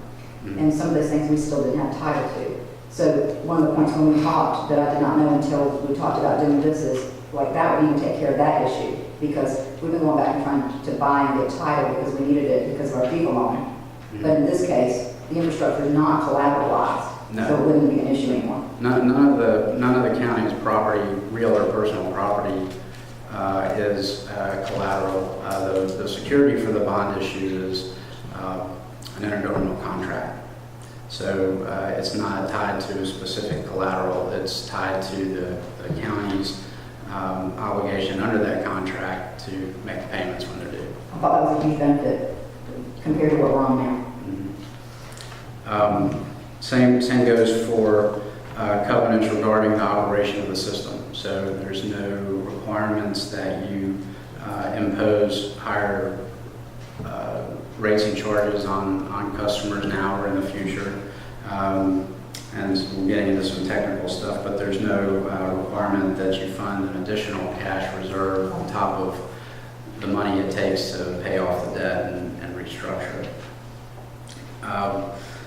Getting into the differences between variable and fixed rate, obviously the biggest difference is the interest rate.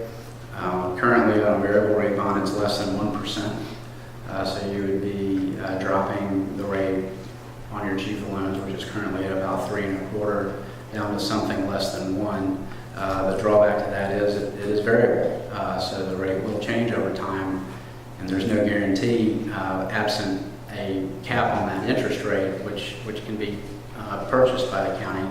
There's no guarantee that rate will always remain less than what you currently pay chief. Have you been able to figure numbers for us with a cap of where we are now so that we receive a benefit up front, and then the worst case scenario would be that we cap where we are? Or no? You said we could buy that. Yes, you can. I haven't priced it all out just because I didn't know what the pleasure of the board would be, whether you the way the caps work, they can be done in literally any number of ways. So you could. I don't want a variable without any cap, that's for sure. No, you probably want a cap. I think the decision would become: do you want to cap it for? Do you want to buy a 3-year cap on that rate, a 10-year cap on that rate, a 30-year cap on that rate? So there would be some decisions there that you need to make in terms of what you want to look at. And of course, I can show you a whole matrix of what that would cost at different time periods. Okay. The point being that you could purchase that protection from the rate going up. With the variable rate bonds, There's no restriction on when they're repaid or in how much principal is repaid. So one of the things I thought that might make, one of the reasons I thought that might make a variable rate bond a potential solution here is that the way you're having to budget and pay for this debt, you can decide year to year what that budget's going to be. And the beauty of variable rate bonds is you could get to the end of that year and decide, well, we budgeted $1.5 million this year for debt service. We've spent $200,000 on interest.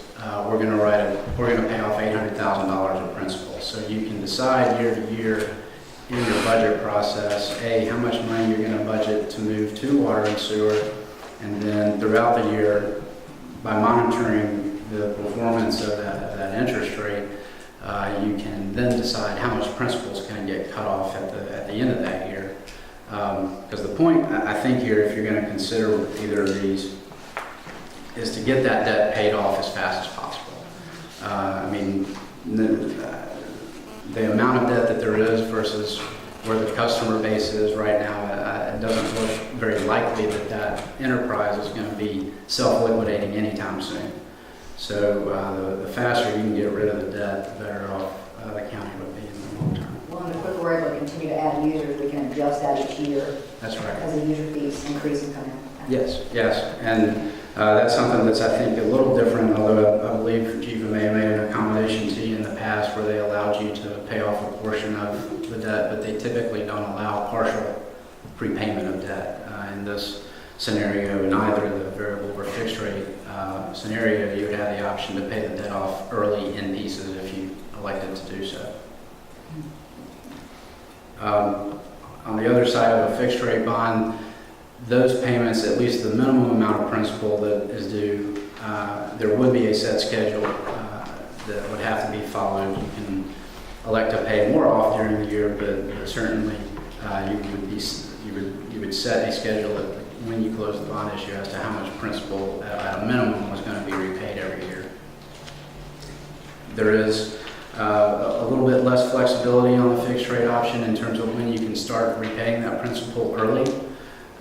Currently, that lockout or call protection period that investors want runs anywhere from 8 to 10 years. We've been pretty successful in bond issues of this size that would be in the $25 million range of being able to designate a portion of those bonds prepayable at any time early. So there's probably some flexibility there that we could provide without hurting the interest rate. Currently, on a 20-year financing, the rate for the 20-year financing is about 3.29%, and for 30-year financing is about 3.85%. 30 years, how much? 3.85. And 20 years, how much? 3.29. 29. And is there a 25 rate differential or not? You would probably be closer to, 3.5 to 3.65 probably.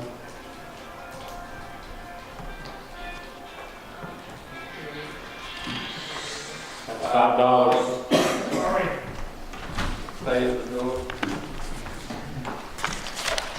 Flipping over to page 8, and unless y'all have other questions on that page for now. This shows you a history of that variable rate bond cost, or the interest rate on a variable rate bond. The point of this page is to point out two things to you. One, it's volatile, but two, over time, it's been a pretty good solution in terms of the actual cost of the interest on local governments that choose to use this form of financing. The rate resets every week. It's not something that your staff would have to deal with every week, although we highly recommend that you have some kind of monitoring process in place, whether that be a quarterly meeting of of a number of commissioners and your staff, or whether it's staff composed, but certainly a committee of people that are looking at this it would be recommended. But over time, I looked at it going back to 1992, on average, the rate's been 2.81%. The highest it got was over 8%, over 8.5%, and that was during the 2008 financial crisis, where it spiked up over that number for several weeks there, where everyone thought the whole financial system was going to collapse. But even with those kind of spikes, I've added a few kind of metric points here about the percent of time it's been greater than 3.26, which is what you're currently paying. It's about half. So it's a like I said, there's no guarantee it wouldn't go higher than what you're paying now, but overall it would likely come out very close. Looking at page 9, this just shows you one example of how you can utilize this structure to get rid of the debt. Variable rate bonds, generally you issue them with the farthest maturity you feel comfortable with. And it really doesn't matter because the rate changes every week. So you could issue a bond that doesn't mature for 30 years. That's not going to affect what your interest rate is on a variable rate bond. The point there being that you can manipulate when that principal repayment occurs. Currently, So in that way, you ultimately help be able to control your full payback. right. You probably possibly keep your payback. You can maybe extend your term more years, but keep your total payback reduced. Yes. Yeah. Yes. In this example, what I showed was you're not paying any principal for the next 4 or 5 years, which, assuming you make other adjustments in your budget to raise those additional revenues in your special tax district fund, you can build up a pretty good fund balance between the two. Well, really, in the special tax district fund, to be able to write down a lot of that principal in the next 5 years. So this could take care of the problem that we're having where we're reducing our fund balance every year. Yes. Yeah. You would, well, yeah, it would absolutely solve that problem. The other thing it does is it allows you to build up that fund balance such that hopefully it can be there to pay principal, but it's also there for unforeseen things. So if there's a big problem that's not insured, you've got money available to solve the problem. Whether, that could be any number of things. There's no limitation on how you use that fund balance. Page 10, I wanted to kind of see what looking at this variable rate structure versus a fixed rate bond, where the rate on that variable rate bond would have to go over the next couple of years for the cash flow to really look a lot like where you would end up if you just chose to do a 30-year fixed rate bond today. And that I backed into about a 4.72% rate. So you'd have to see that variable rate go up to 4.25% or so and stay there for 30 years for it to be the equivalent cost, more or less, of what a 30-year fixed rate bond would be.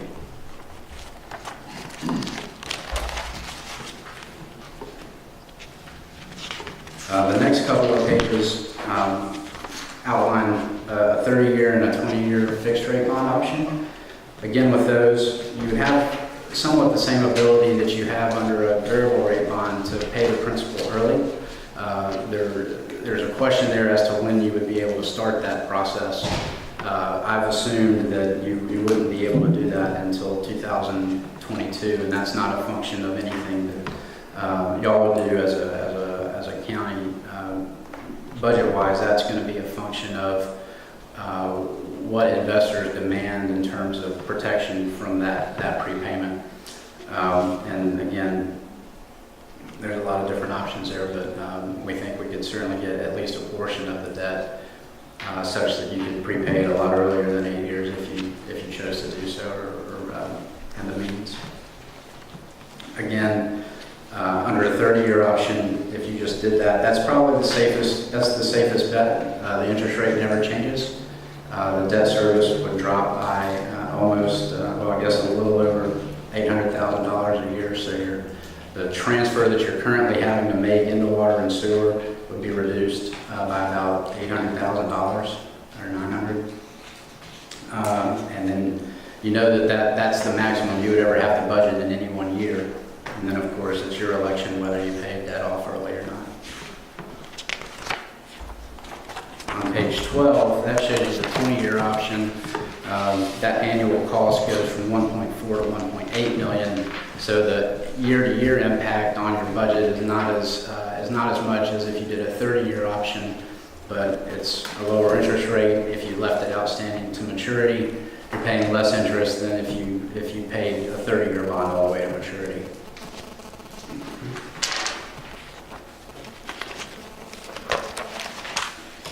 The last page, 13, this talks about how the structure works.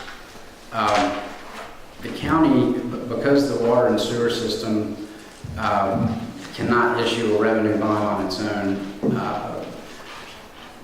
you have to find a conduit to issue the debt. The most likely candidate for that in this situation would be your IDA, unless you wanted to wait until next year. At the next legislative session, the county could certainly entertain the option of creating its own, like a public facilities authority or a water and sewer authority, what have you. The thing I want to ask you to mention to them, that when I had talked to you before, I believe either our first or second month that we took office, three of us took office, we had a workshop on this, and I love the idea of everything except for setting up another authority. And we talked about using the IDA, and the option was never mentioned that you mentioned to me this time, whereas basically we could use the IDA, but they still do not have voting power. In other words, I like the idea of keeping control. I believe that we're the ones elected to represent the people and help take charge of the money, and I don't want to release that. But we could use their established authority that they have set up if they would agree to it, but they would not have a vote in changing it, whatever we end up doing. Yeah, no, So talk about that. Yeah, the county board would relinquish no control over the operation and management of the water and sewer system. So you would be the only ones voting on anything as it relates to that. The way that this would be set up would be really where the IDA is there for the sole reason of getting the bonds issued. Much like they would do for Georgia Power or FSEC or anyone else. There's not a oversight function that they play in this process. They're there as a conduit and a mechanism for the county to be able to access the capital markets. Once they've issued the bonds, they more or less go away because the interface then becomes between the county and a trustee of the bonds who really collects the payments every 6 months and distributes those payments to the folks that own the bonds. So there's not going to be a situation where y'all may decide to lease the system or sell some of your capacity, but you've got to go get authorization from the IDA. That's not the way this works. And it still goes through our financial rating. Yes, it would absolutely be the county's credit rating, which was just affirmed in December, AA2. And I would mention this was one of the items that the rating agency cites as something that the county does need to address at some point in time. I mean, the rating agency saw what I told you earlier, which this results in a recurring use of your fund balance. So absent change, it could affect your rating long term.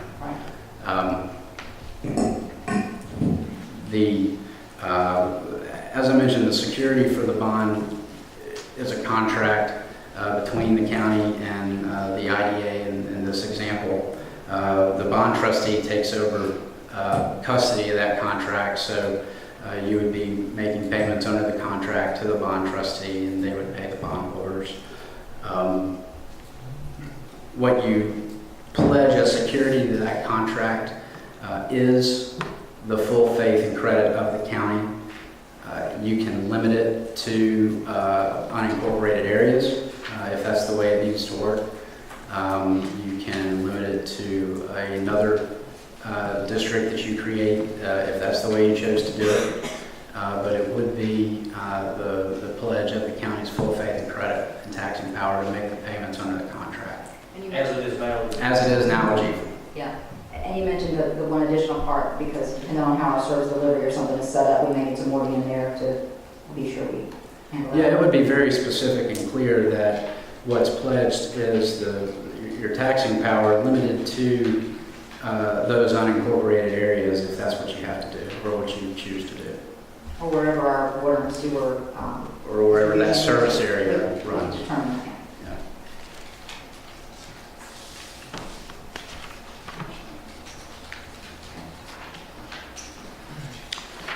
Beyond that, that's the information I have. I don't know if y'all are seeing this for the first time or not, or what the next step would be, if there is a next step. If you chose to move forward in some form or fashion, I don't know. My crystal ball is no clearer than anyone else's. I can't tell you what interest rates are going to be now, what they're going to be next year. I can tell you what they are now. I can't tell you what they're going to be next year. That's just a call y'all have to make as to when you pursue something, if anything. I will say that it's about $100,000 a year more now to do this than it was a year ago. My reading of the tea leaves is that I just don't know how interest rates could be much lower than they are or have been over the past 18 months or so. But again, I don't have the magic, Well, tell us if we discuss it further and made a serious decision to attempt to move forward, what would our steps be? Okay. You would give us a couple of scenarios to determine for sure this rate adjustable or buy this at not, and then also what steps would we have to go through with regard to the IDA and all that? I think the first step would be whether, I would say two things on 2 points on that. The first, you don't necessarily have to decide immediately whether you do variable or fixed. That decision can change a lot later than now. So I think the first decision would be, do you want to do anything? If the answer to that is yes, we would have your council or bond council prepare a resolution that requests the IDA issue revenue bonds for these specific reasons. And upon adoption of that resolution by the IDA, we would then begin putting together the bond documents. And once we started putting together bond documents, you would want to make the decision as to whether you were going to go down a variable rate bond route or a fixed rate bond route. The documents will look a little different depending on which direction you go, and you don't want to duplicate those efforts. I'm assuming the amount needs to stick to the refinance amount? That's your decision. If you have, I've looked at this solely as just replacing what's there, so no additional principal. But if you have infrastructure needs that you need to do, you can certainly add those in. If that were something that you were going to do, it would make sense to do it with this, because you wouldn't want to pay for this financing and then pay to do something else a year from now. If you had something that needed to be addressed and it was a project that was going to be built in the next 12, 24 months. What about rolling in the finance cost? Yeah, those would be rolled in, unless you chose to pay them out of pocket.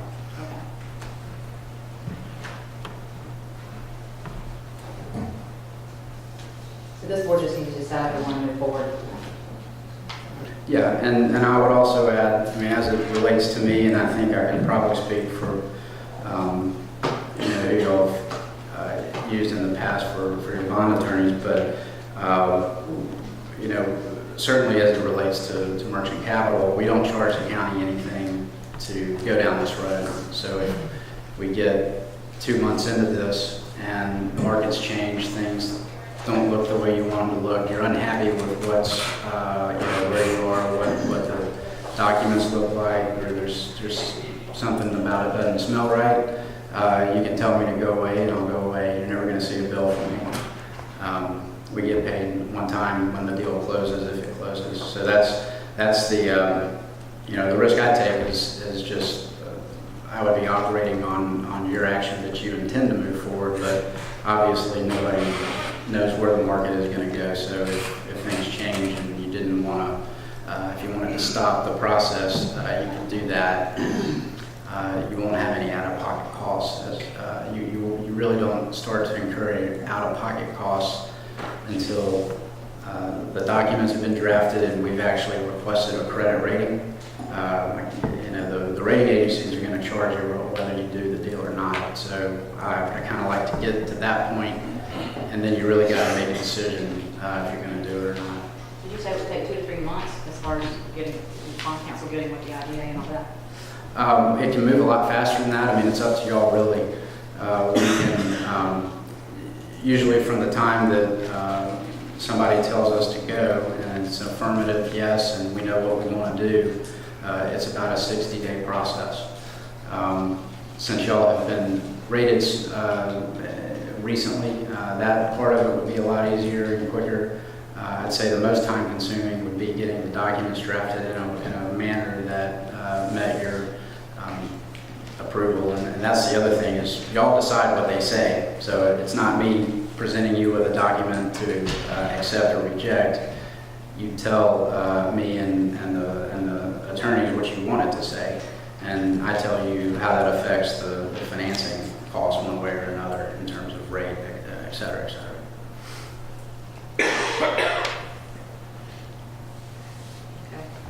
What does it take for us to get the cap raised? I can provide those to you, before the end of the week if you want to see this. I mean, I can. Yeah. Some of the things that went from Trey's original proposal, especially in the variable rates, were the discussions about the possibility of having to limit it to the unincorporated areas. In those discussions, we also talked about the cap.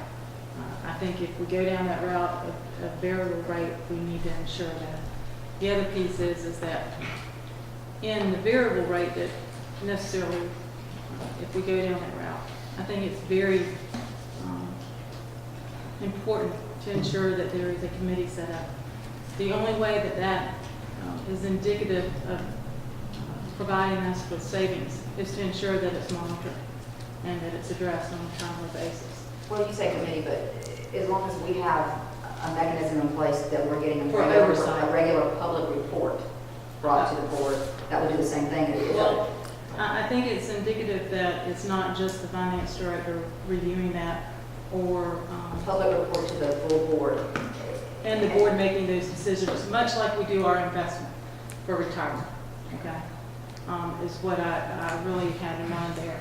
As far as the fund balance, one of the things I would like to bring out though is though right now we may be dipping into that fund balance, we also have other things that are coming into place where revenues may increase going into that special tax district.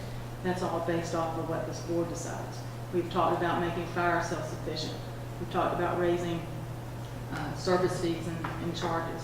So that's all indicative of necessarily where that bottom line would be on our fund balance. As far as the structure of it, I think there needs to be discussion also of where we stand right now and what the benefits are versus perhaps not. I know there has been some other discussion, perhaps, necessarily whether or not we could go down the route of what Richmond Hill had done. And so I know those discussions are going on, and Not in public. I understand. And we've done the same sort of thing where we're gathering that fact information. And so I think it's indicative that we have a plan going forward. I think it's indicative that some of those decisions are made as far as variable versus a fixed rate, and to ensure that either way that we go down this road, that there is a plan and a course of action. Well, I can say from my perspective, I already do know this, from being here for 3 years now. I know that it's cost us to not refinance this loan already, and I personally feel that we should have refinanced it probably, if there was a way to do that and save money within the refinance, and I still want to do that, regardless of who we go through. You're correct. When we looked at this a year ago, if we had done it at the time that we did the jail, we could have done it back to back. Those rates were significantly better, and so I do think we need to move forward. I'm just saying that we need a course of action. And so with that, what I would say, if there is some other lender, I don't care if it's 1, 2, or 3, I would like to move a pace to get that information in here. Because we got that GFA, they're asking us about re-signing and all that, and I don't know if we have that particular thing corrected or not. But the fact that we don't have title to all of our infrastructure properly under the GFA loan, that's something we need to get corrected. We don't need to keep letting it linger out I think there. that's one of the biggest issues, and some of what Trey and I discussed in altering this proposal a little bit was to ensure that we cover those bases. So I'm just at one point saying we don't need to rush into doing anything inappropriate, but this has been a long time coming. So let's get all the information in here and make a decision. That's what I'm doing. Understood. And as far as when it comes to users' fees, I don't think the citizens are going to be happy with us unnecessarily raising user fees to pay back any which one of the loans any more than what we would have to do. And I want to see the benefit of the refinance. And I'm definitely not in favor of, I don't feel I'm in favor of an adjustable rate with no cap, for sure. But if I can get some safeguards in place and see the benefit of paying interest only until you get more users or whatever it is, that's I what think Trey's already started work on that based on our conversations. that's what good, smart business, large corporations do every day. So, Well, I can certainly rerun these numbers with, I'll run them with a couple of different cap options in there and show you what those are. If you think, the variable is something you really want to consider. So I'm happy to do that. yeah, just send us 2 or 3 options. I mean, as far as I'm concerned, you can email it to all of us and we can take a look at it. Okay. And then they can have whatever, I'm not sure what the sources they have working and what the questions are, or what the benefits are, that we can give those before so we can make a decision.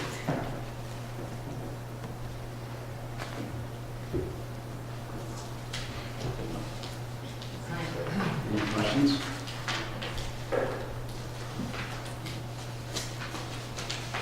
Somewhere in here, I'm sure it shows me what this cost us to do this. It'll depend on what direction you go down, whether you do variable rate or fixed rate debt.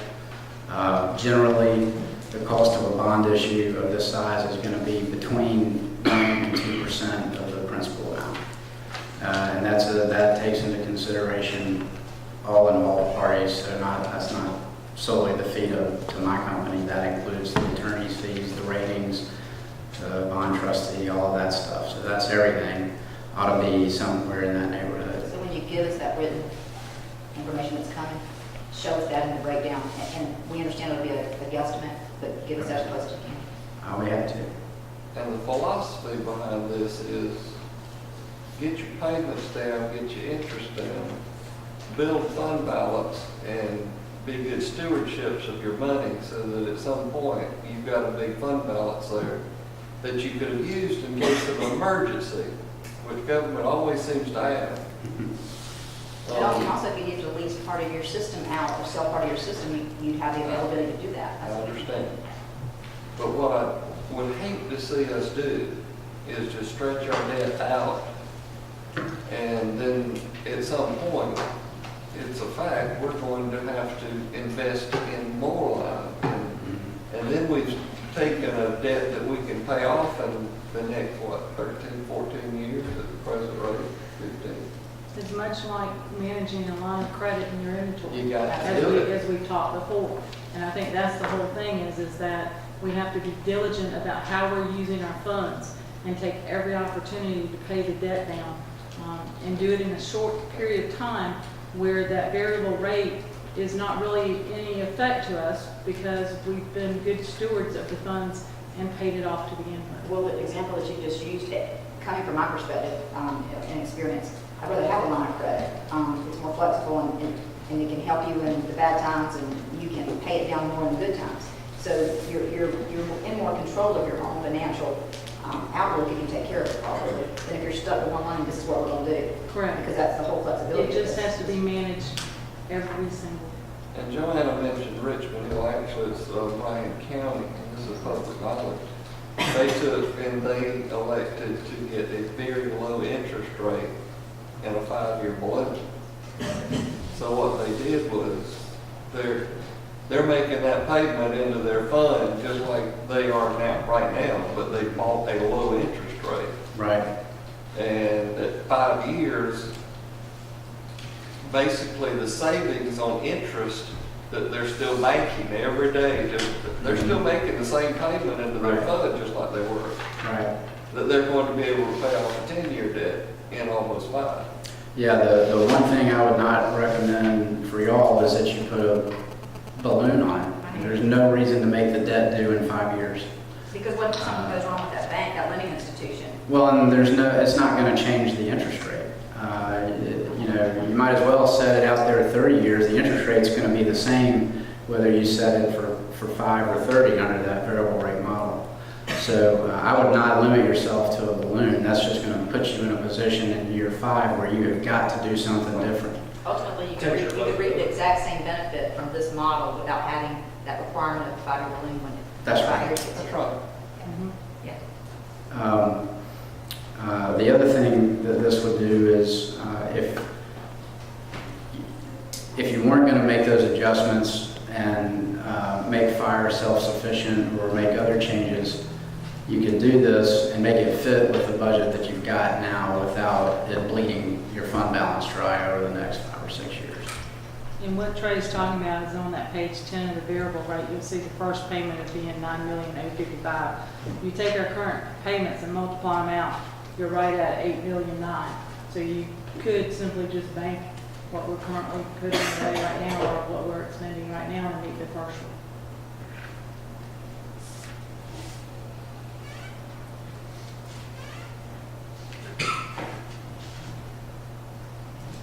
As long as we make ourselves do it. Yes, sir. And And don't that's the spend it key. somewhere else. And that's what I want to make sure of is, when Trey originally did this first thing, one of the things I was concerned about was the cap. The second piece was that we have a mechanism in place, much like we do on our retirement, where this is managed, consistently managed. We can make a resolution, but you have to come before us every so many meetings. Actually, I do have that written down. No doubt. You would be getting, if you did that, Joanne, I mean, the trustee would be providing the county with a monthly statement as to, if not weekly, I mean, you could probably choose however often you want to receive it or not. It's like our retirement accounts. Yeah, and you would see exactly how much interest had accrued, et cetera, so you could get the proper report you need as a board to make decisions as to how you deal with it. I think it's a good option. I appreciate you coming all the way from Atlanta. Happy to do it. I know the way well. We'll kick this around and look at whatever else they want to. We had pretty weather for you. I'm sorry? We had pretty weather for you. You sure did. It's a great day. Have you visited the jail? Huh? Have you visited the jail? No. Is it finished? You just missed your opportunity to do everything they populated it now. Oh, okay. Hopefully not the capacity yet. Yeah, there's one more. All right. Anything else? We'll be in touch and you'll send us that information. I'll send you that information and thank you for your time. Thank you.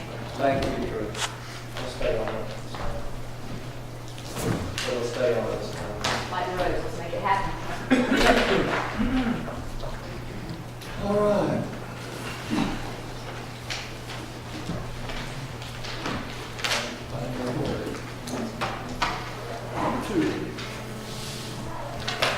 Item number 2 under new business, consideration to approve an engagement letter with Cole, Fleming, and Clark, PC attorneys at law to provide legal services for the Board of Elections. I'll recuse myself on this, and if you guys for the press would consider using the word recuse instead of step down, because every time you say step down, I have people call me saying, did you get off the board? I'm saying, "No, I just recused myself."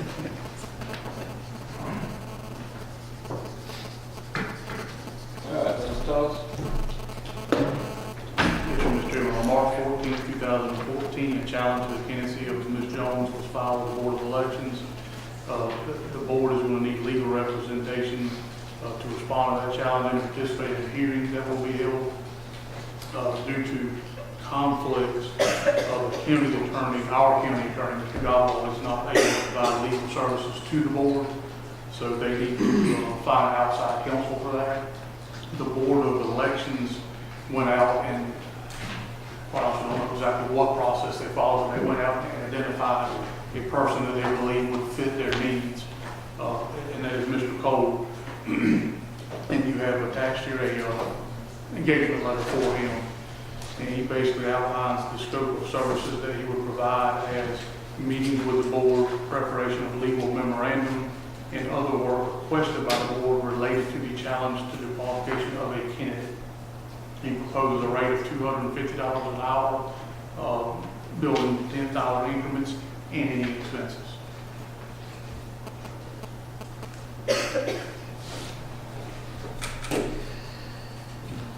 Any questions?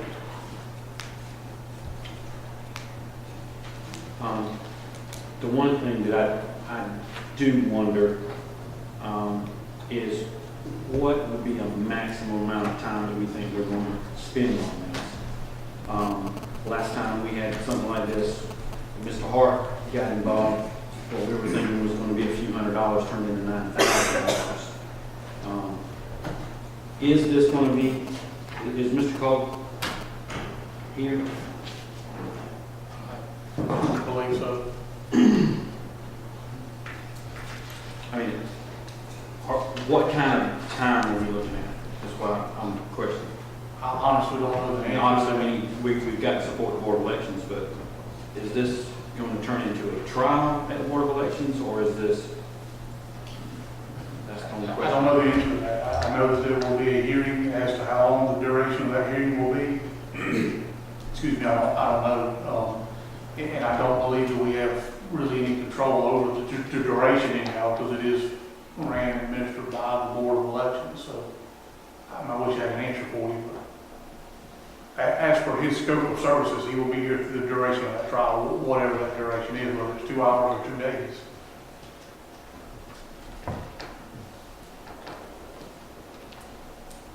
I guess that is my question. Is it a hearing or a trial? It's a hearing, whether it's a hearing. So, should we approve a maximum?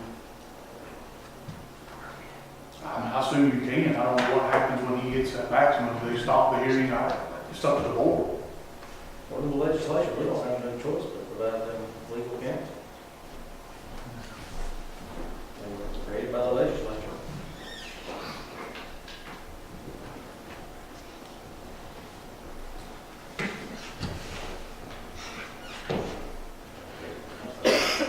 I think last time anyway, to read a contract. Eric, do we have any ability to limit the elections board on their function?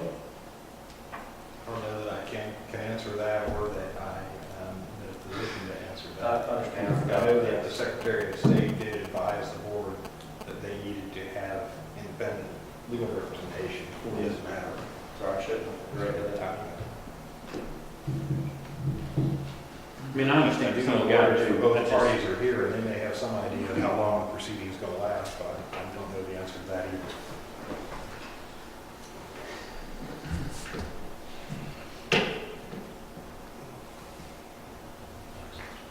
Do I have a motion on the floor? I'll make a motion to approve. Second. Motion on the second, all in favor? Aye. Any opposed? So carried. I'm gonna step down this next conflict of interest.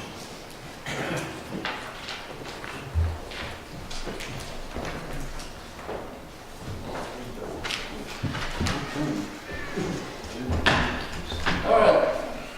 Item number 3, consideration to approve warranty deeds and easement agreements for all phases of Myrtle Wood subdivision. Mr. Leota. Thank you, Mr. Chairman. A request has been made for the county to accept ownership of the infrastructure in Myrtlewood. It's worth noting that there really isn't any infrastructure in Phase 2 to speak of. Those lots are all on Zitterower Road, so there's no road associated with that. We're really talking about the roads and drainage within Phase 1 and 3. And the water lines within Phase 1 and 3. There is a small water line that cuts through Phase 2 that also is the issue here. These final plats for these subdivisions, 3 phases of the subdivision were approved prior to the 2009 ordinance change, subrate change. So this is ones that we did not accept ownership of at the time that the plat was approved. Public Works has recently inspected these and found no deficiencies in relation to the road or the drainage. My staff has also looked into the water lines and found no issues in relation to the water line. My understanding is that the taxes have been paid. Phase 3's taxes have been paid previously, and I believe my understanding is that Phase 1's taxes were paid today. That's my understanding. Deeds were provided by a separate law firm, which I believe you'll see the unsigned versions in your packages. There'll be one for Phase 1, one for Phase 3, and then also an easement agreement that allows for the water line cutting through lots 28 and 29 in Phase 2. This was all been forwarded to the county attorney for review. I don't know that we got anything back. But at this point, I believe everything is in order as long as the tax has been paid and that the attorney doesn't have any other issues with his.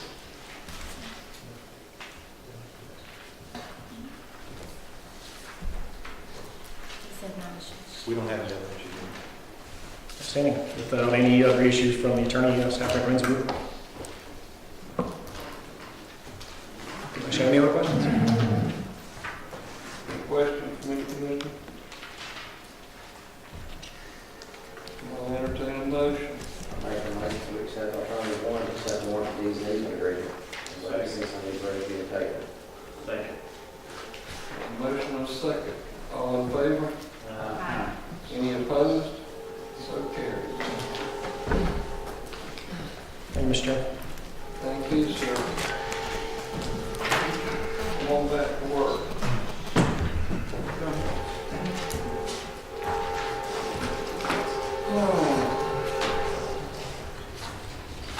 Next item, consideration to approve to accept a quote and issue a services contract to furnish and install flooring at the Senior Citizens Center DFAX building. Mr. Kovac. The board previously approved a budget amendment for the replacement of a portion of the flooring in the Senior Citizens Center. At that time, we received a complaint from the Department of Family and Children's Services, which is the building the county owns, about the condition of their carpet. So when we went to bid, we did the carpet replacement at Senior Citizens and the Department of Family and Children's Services as a safety complaint. A mandatory pre-bid inspection and meeting was held in which 4 firms attended. You have the quote recap there in front of you. There was an error in the calculation, and the actual amount for Phillips low, which was the low bid, is $19,150 in place of the $18,990. 19,150. 19,150. Phillips Flooring was the apparent low bidder. He believes the work will take approximately 2 weeks from material delivery. The county attorney has reviewed and approved the services contract with Phillips Flooring. However, a budget amendment will be needed in the amount of $13,940 from contingency to Department 14, which is R&M repair and maintenance for DFAX building in the amount of $13,940. Staff recommends approval.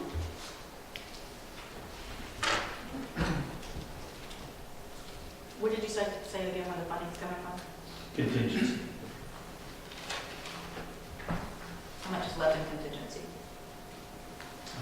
I believe it's $199,000 minus $13,940 if this is approved. Correct. Actually, we made the budget amendment for the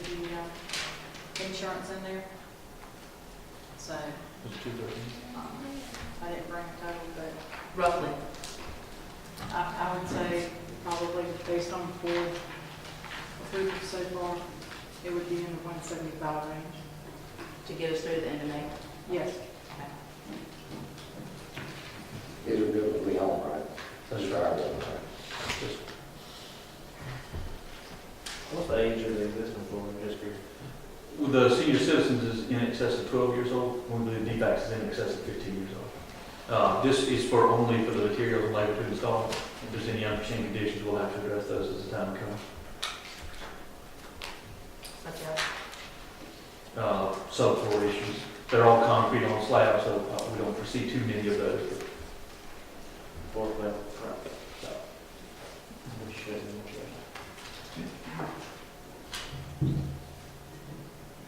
Any other questions? I have a motion. Make a motion to approve as presented. I'll second. Motion and a second. All in favor? Aye. Any opposed? So carried.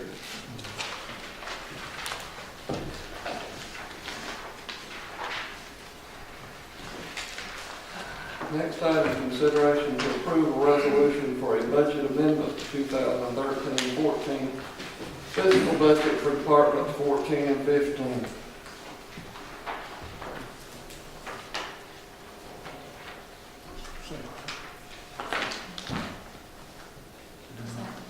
It was the same item when you started, Mr. Chairman, this was both amendment of that reference. The three actions were to accept the bid, award the contract, and approve the budget amendment. It's on the agenda, it's two separate items. But it's on there for two separate items, but I'm questioning the amounts. The 13,940 is correct. It is correct. Yes, sir. Okay. So this is how much we're having to amend what's in our present budget to cover what we just spent. Correct, and this is part of what we've discussed in the last, several months, is to make this at the time that the board is approving it, so that we have a document, written document in place, signed by the board. So you're not doing a bunch of budget amendments at the end of the year? Correct. Okay, so you need a motion for that. Somebody will give me one? I'll make a motion that we approve the budget amendment as listed and needed to furnish the installed flooring to senior citizens for the 13,940.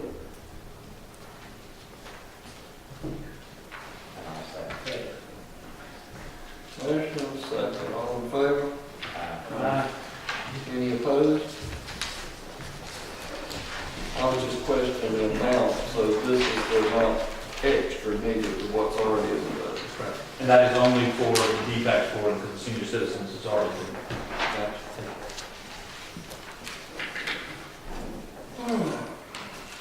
We removed item number 6. Item number 7.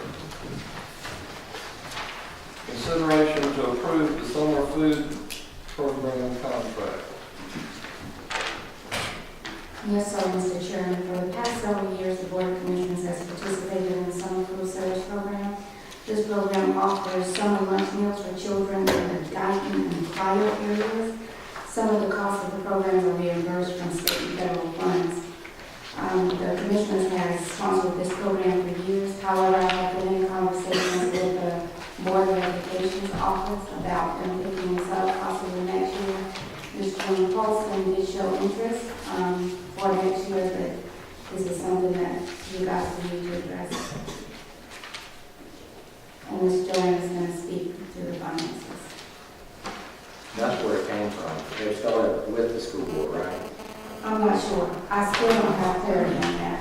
When I spoke with Carolyn Conway, she said that she believed there was a point in time that the Board of Education did sponsor this program. I just more from education. Well, I have checked with other county clerks, and it does appear that it falls under or is sponsored by the Board of Education in different counties. We've been doing it since I've been. It has It was prior to It's the function of the board. I mean, there's several things. I mean, we're only talking about Clio, the guy from Springfield. I'm sure there's people in some districts or children that use this help as well. I don't know how Rice High obviously. It was something that was started years ago. Home Relief was very much involved in us way back when. It started out as a feed-a-kid program. Yeah. I think when it started, it was when those were the areas that were the populated areas. Populated and Before the south end really took off. And is this something we need to be, as a board? As a school board, if we were to take this, is this something we need to do? not this year. Not this year. No, I'm just saying, for next year. I think it should be our desire for them to take care of the I mean, I'll support it this year. I think we need to look into that for next year.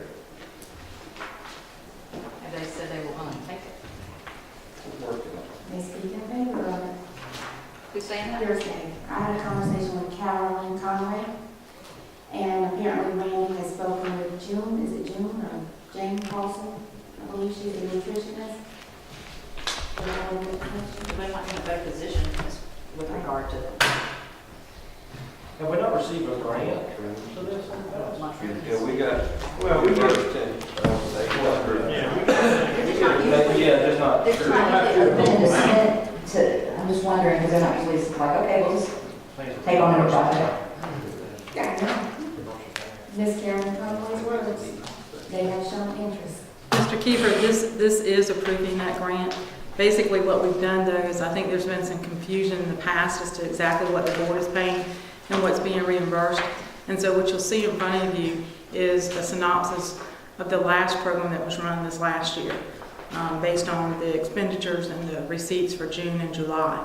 And basically, the cost of the salaries, the payroll, the cell phones, and so forth to actually operate the program versus what we're getting reimbursed. And we tried to give you a breakdown of the actual overall cost that we anticipate versus the actual reimbursement. This is just a little summer food program, right? So why are we providing cell phones? A lot of the times they need to have communication in that field because we are running several sites. So they need to be able to communicate back and forth. I will say that this last year we did get cited. We got cited for not having the paperwork on both sites in one place. So they are pretty strict about the rules and regulations. And it's basically to ensure that there's communication with the transportation, with the people that are there coordinating it, and to ensure that the meals are there on time, with the prison that was doing it at the time, and now we've subcontracted that out. So there is communication that needs to go back and forth. When you say cited, did that cost us money? No, sir.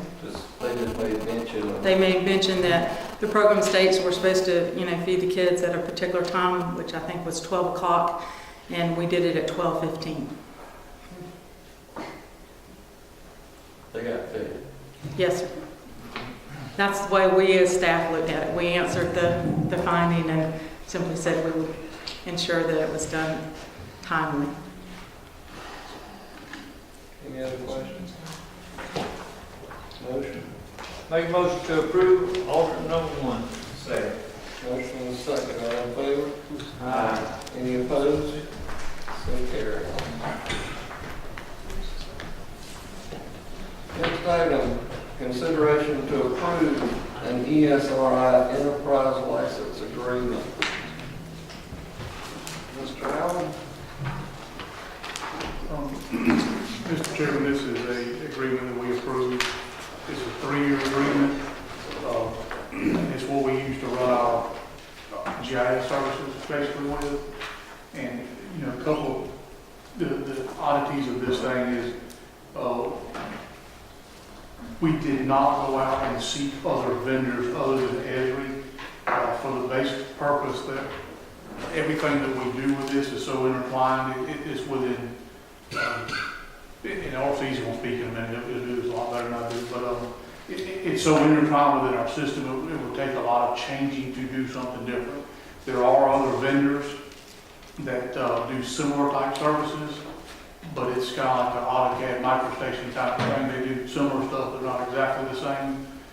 We felt it better. However, I will point out that there are still 2 months until this thing is due, should the board, choose to do something differently. And I think RC's gonna come talk to y'all about details of this proposal. Mr. Chairman, of past 6 years, we've been under this 3-year agreement. It's due June 30th, and it allows unlimited licenses for all facets of the software. We have users with 3 in the GIS department, county engineer, zoning administrator, every tax assessor, computer, our voting department, public works, county clerk, 911 administration, fire department. I've worked with most of y'all on making maps at some point, so you've seen how the software acts. If we were to go another route, it's not going to be as user friendly. It's going to change workflows considerably. Also, as far as whether we stick with the ELA agreement or go per license user in the 3-year period,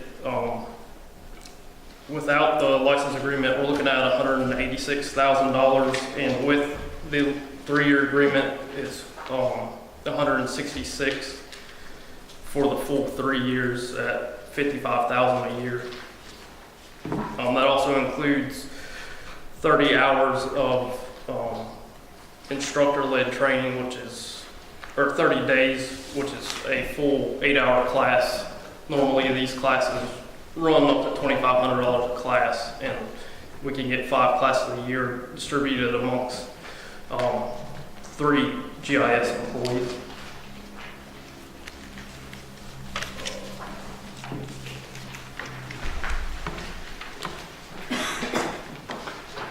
Also, we're getting ArcGIS Online credits, which is a cloud environment and cloud applications. It can be used for mobile apps for the public and for county employees. We currently have one of Steve's water and sewer guys in the field. The water and sewer data is on there. He can help with locates out in the field, and he can collect data, letting us know almost real time that a particular water line may not be located where we have it in the system, and we can make the changes to just get that data even more accurate.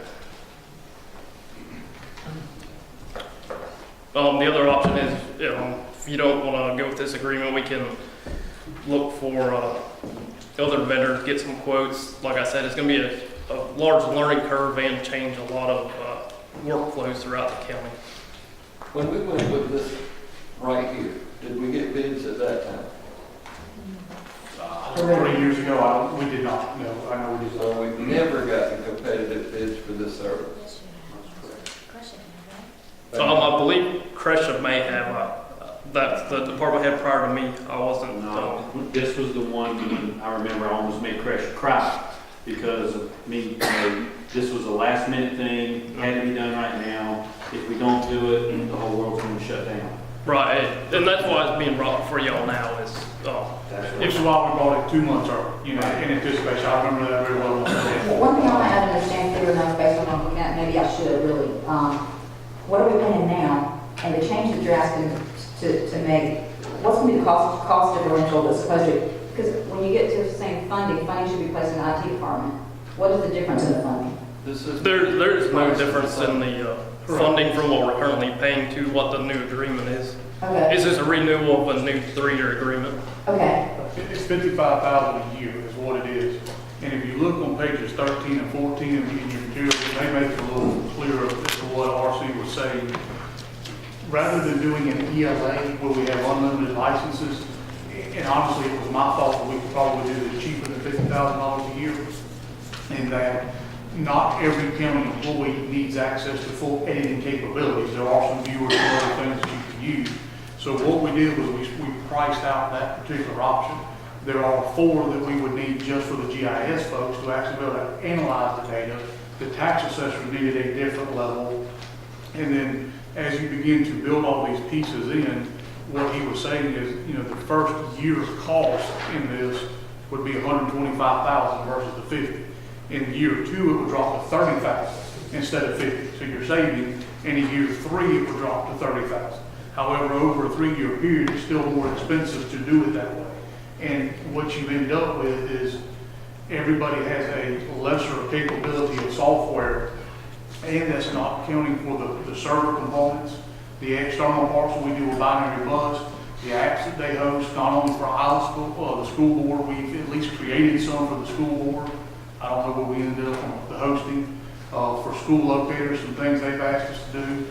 What I was trying to understand is, we already have 55,000 budgeted, and that's what we need to budget again next year. So you're not asking, there's no increase in budget, or you've got to do that first? Correct. There's no increase. No, That's what I was correct. trying to understand.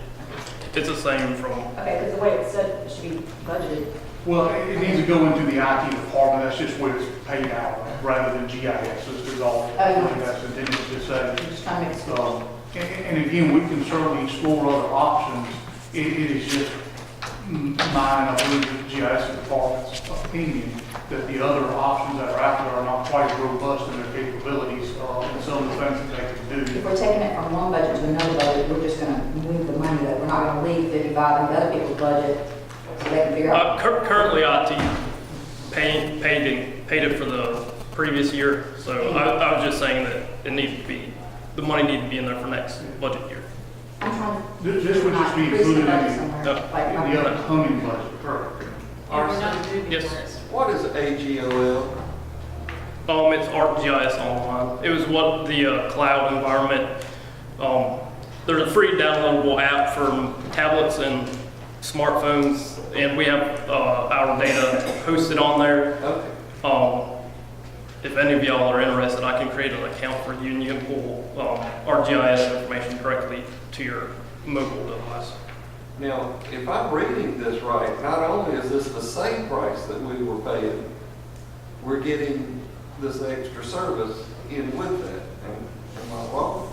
Oh, we currently, what you see is what we currently have. There's no increase in software or accessories. It's the same agreement that was signed Just for a a year. renewal at same price. Correct. Okay.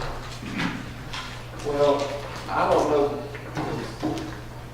With technology, it would have to be a big savings to try and retrain everybody to use something else. Right. I mean, I kind of compared it to Apple to Microsoft if the county decided. But we don't know what that savings is. We don't. Because we haven't gotten another price this time or last time. We didn't, and again, as stated, we still have 2 months of the board. We'd love to see Before additional we do pricing. anything on it, we need to see. If What we're talking should just we a be few. looking at? I mean, We have a couple months up about it. Yeah. Well, You have to quantify the time it would take to retrain, the lost time, and you got to quantify that too. well, and we can do that. I think even more than that, when we compare the features that are available, because like AutoCAD has a map function, but I can assure you that it does not do a lot of the things that ArcGIS does. Some of the topology tools and some of the things, even these fire maps, it goes out and has tools to spatial analyst tools. Yeah, but the background database for the software we currently use may or may not be functional with another piece of software. You're satisfied with what you have? Yes, sir. And then also, RC, you probably want to make mention, and you guys want to consider, There's a hope in the big picture to be able to use ArcGIS. It's mapping parcel number as an identification of parcel and link permits, business licenses, zonings, everything related to that parcel through the system, so. And even like our water and sewer. water and sewer.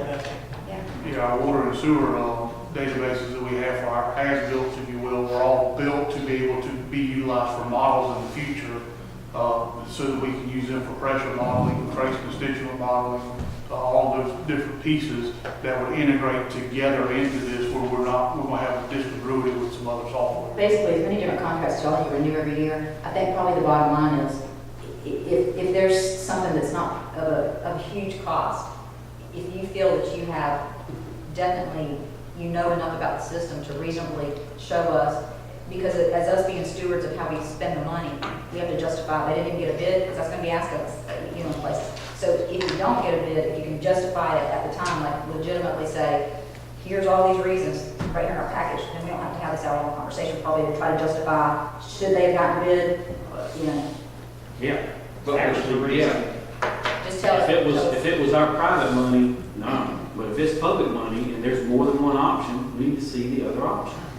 I think the turmoil would create those different software. And it probably is. On But $55 again, this is But if there's a all. cost associated with soliciting those bids, I mean, is there a problem with getting us a comparison price by No, within a month? No, that's feasible. Make sure it's apples for apples. It has to do everything that this does that we like and use. Yeah, and I There's think probably it's, some low-cost software out there. well, again, it's probably like going from Microsoft to Apple, or either from a Microsoft Word type platform to a Corel Word Perfect or some other type platform that do similar Then things. we can have that price and you can quantify the difference in the price. I agree with all. I don't want to change either, because it works good, but I also want people to know that we are doing what we Can I have a motion to table this into, you got a month? Yes, sir, that's fine. First meeting in May. First meeting or the second? First meeting in May. We can go to the first meeting? Yeah. What's the date? May 6th, I believe. Well, that's on the month. The sixth. we're in April now. All right, can I have a motion to table this to May 6th and let staff give us some quotes? I make a motion to table this item till May 6th. Sorry. Make a motion to table it to the first meeting in, April, May 6th, you say? May 6th. I have a motion and a second, all in favor? Any opposed? So tabled. RC, don't cry. All right, next item, consideration to approve a contract with EMC Engineering Services for engineering design services on Courthouse Road extension.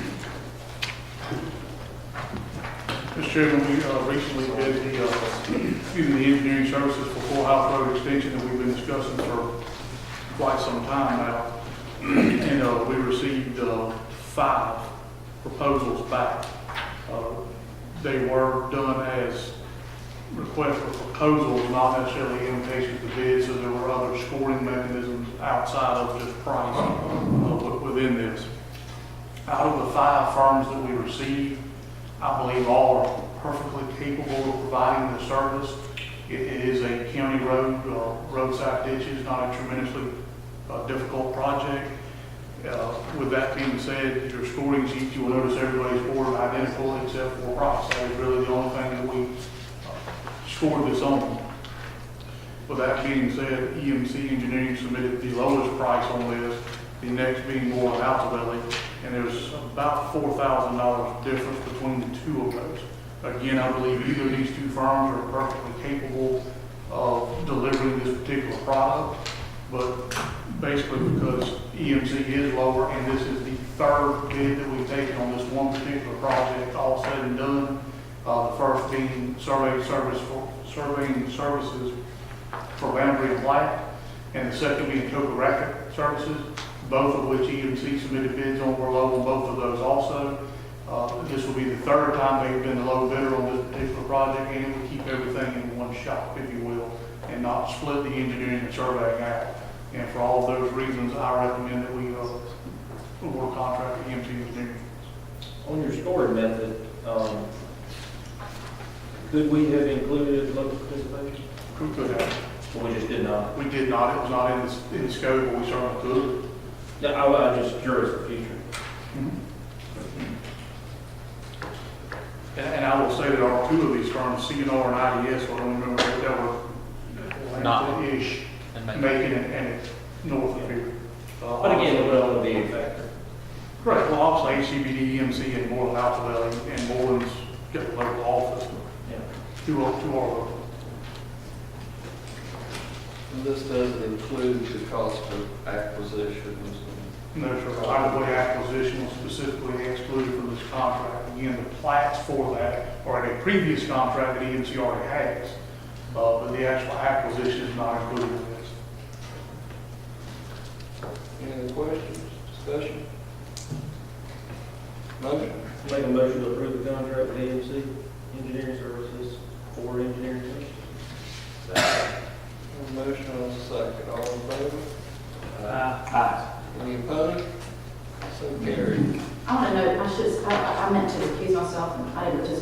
conversation on that? Someone accusing? All right, so the record shows Commissioner Jones recused herself. Did I get it right? Yeah, it still carries. All right, next item, consideration to authorize staff to advertise for bid road improvements to Zit Rower Road. The currently approved short-term work program shows improvements for Zitron being in the next fiscal year, which again would begin in July. We are asking staff, our staff is asking the board for permission to go ahead and advertise improvements to this road for bid, in the hope that we can go ahead and get those done this year prior to the weather getting colder and getting into less than an ideal time to do road construction, possibly having holes over next spring.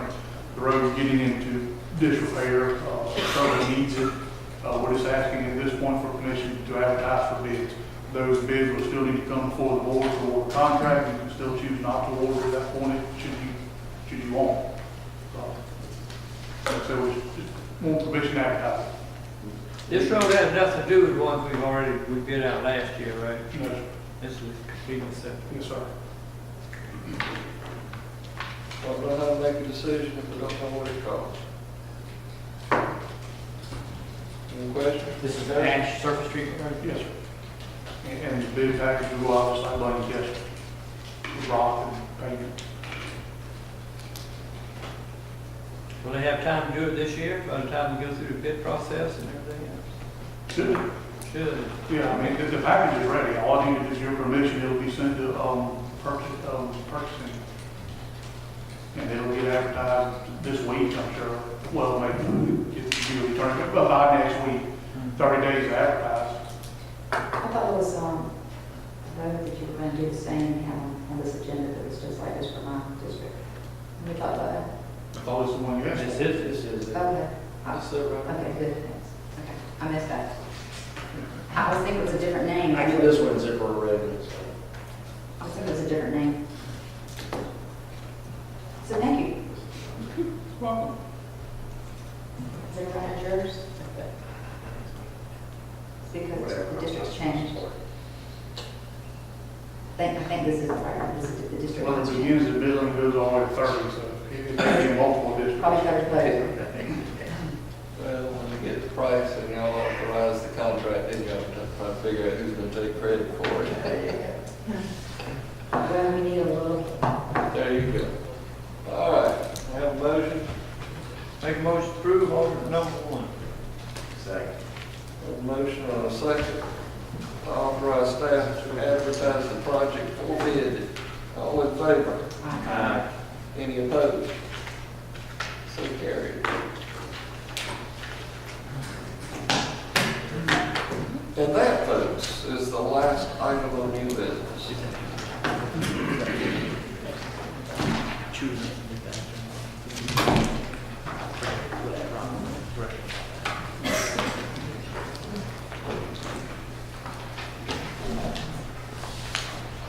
Are we going to need an executive session with that? Get my Is it blanket. necessary? There's something. I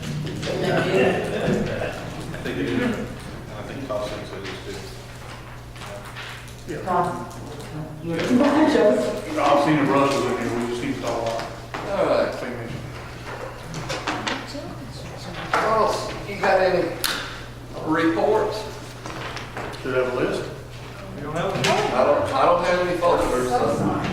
Oh, my land, I thought we could do without these. List is coming. Oh, It's not much. April Fool, I thought it would be April April Fool's. Fool. It didn't. there you go. As y'all pass those around, I'll go ahead and start roads. I know we recently received bids on that.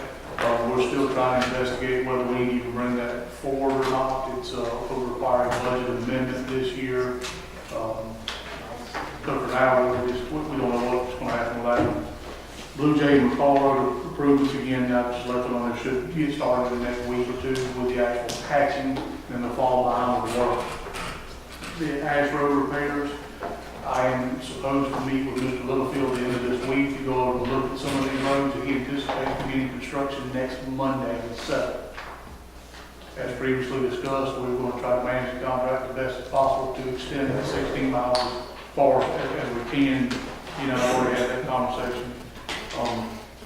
On road restriping, Jerry actually gave me a list yesterday for 2 different roads that we'll get that bid package put out here pretty soon. Goshen Hill site distance, the bush has been trimmed. Did it help any? Yes. Okay. So Jerry actually was successful in talking to the homeowner. They trimmed the bush up, and if it gets out of control again, please let us know. We'll take further actions to trim the bush or have it removed or something. Public Works Fleet Maintenance, that is actually on our website now, I do believe. Be presented to the board on May the 6th. And that's on the short-term work program. Also, it's a new fleet maintenance building, the actual building that houses fleet maintenance. The State Route, the next one, State Route 119 recreation improvements, Atlas Sam planning services, McCall Road striping. All of those were delivered to purchasing on Friday. She is working through getting those up on the website, so I'll have more information at the next meeting as the actual definitive dates. Those have all been submitted to purchasing, and we'll be making it out probably this week. Gateway Behavioral Health, that's probably the one piece of information you do have up there. You should have a letter, I believe, in your packages. They've actually requested appointments to their board by June 1. There are 2 appointments that this board is being requested to make. One is a person reflective of cultural, social characteristics, including gender, race, ethnic, and age characteristics of the community service board area and county population, and they would serve a 2-year term beginning July 1, 2014. So it's a citizen that has knowledge of that type of service that they provide. The other being an elected or appointed official to serve concurrent with their term of county. So I would think that one of you 6 would probably be, you're certainly capable of doing that unless someone doesn't want to, then we need it to appoint them. And again, they want that appointment made by June 1, so we would need to get this on the May's agenda. Serve it by the 2nd meeting in May. So we were asking for names. We're asking that you find people with a vested interest in this area and field to be an appointee beyond our typical advertisement. Right, which we need to do. And I got the email and I have. You got the Been, email, yeah. yes, but I haven't found anybody yet, probably. But do we still need to advertise, but Yes. those parameters in there, not just, are you willing to serve? Right. We're not legally obligated to advertise, though, right? It's just Courtesy. courtesy. Yeah, we're not legal. That's Yeah. right, but yes.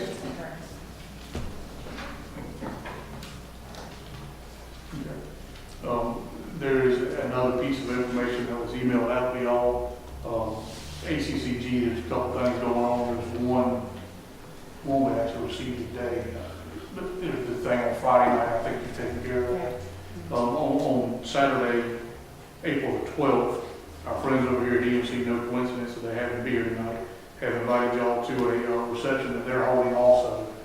And being as that is this coming Saturday, we probably need to know fairly quickly. Got an email today, we need to RSVP by the 8th. By So since we won't see y'all again before then, we'll probably either need an answer tonight or an email back. What was this? What's that? It's a reception that EMC is hosting at the Savannah. I missed part of that. During that ACCG training? Yeah. Right, it's Saturday evening from 5 to 8 p.m.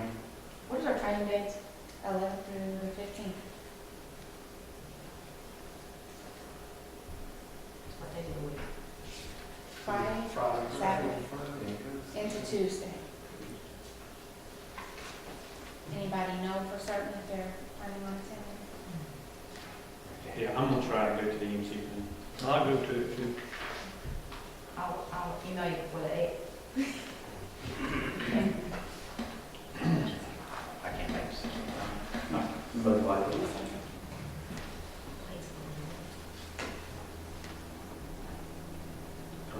social director. Be a grand opening of the Mars Theater Wednesday, April 23rd, beginning at 5:30. It looks like you have to RSVP by April the 16th. So please let the clerk know on that one also, if you would like to attend. And then the last thing I have, we received a complaint today, I do believe, it's something that's been going on for a while. They've actually requested to come before the board, so we wanted to go ahead and bring it to you regarding pressures or lack thereof in Emerald Plantation on the water system. And as stated, that they're requesting to come before the board, they're actually requesting a booster station be installed. We'll get the board more information. But basically, I like their letter. It's amazing what one I in a word can do. It says, "We residents of Emerald Plantation propose a substation is placed between the city of Savannah and Guyton in order to elevate the problem."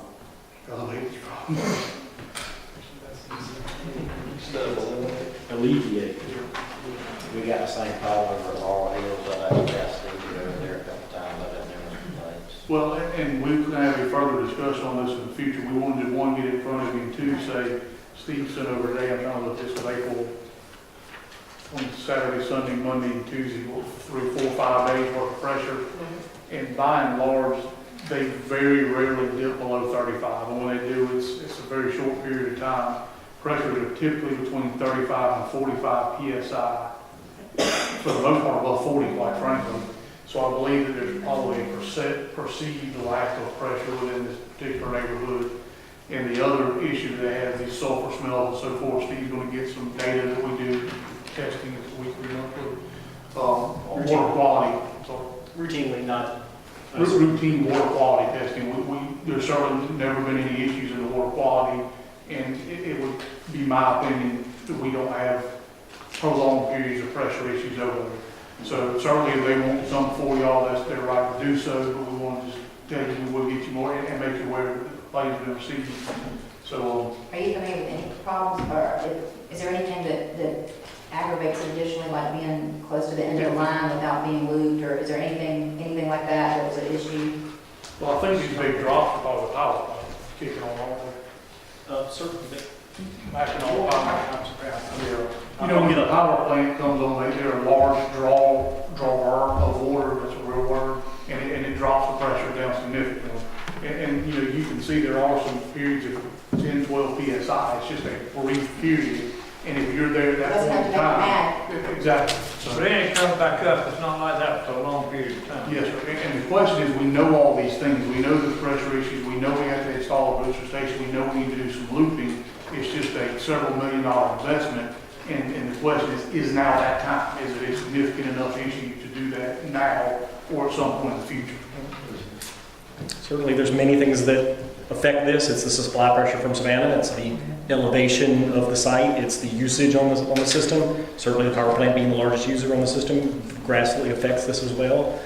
You guys realize that we have no direct control over the pressure that's provided to any of our customers. You realize that we have no pumping stations or no capability to change it in any way. Flushing also influences this. The more we flush to keep the water quality up, the lower the pressure is. So there's multiple things. It's a balancing act, and we certainly do the best we can. Hydrants flow okay? Do the hydrants flow okay? As far as I know, I haven't had any contact from any of the fire departments saying that there's any problems over there. Well, when they're asking for a booster, is that something that, have we discussed this before? Because I didn't recognize being aware of this, so I guess what I'm going to say 2 or 3 questions, and then, because it makes me wonder if they've all got together and signed this petition already. Has some engineer recommended that a booster will take care of it, or where's that, do you know? Booster station has been on the long-term capital plan for ever since I've been here, before I was here. I mean, it's been known for 10 years that... So we've discussed that with these citizens, and that's where they're... Well, when I get a complaint call from these folks, that's one of the things I mentioned, is that we have no direct control over the pressure. And I try not to blame Savannah in any way, because it's certainly their pumping that is controlling a lot of this, but I'm not going to blame them. It's not as if we have a problem with what they're doing or anything along those lines. So one of the things that's discussed is all the questions always asked, well, what can be done about it? until we have a booster station or until we have more looping of lines, there's nothing that we can do operationally today to change this.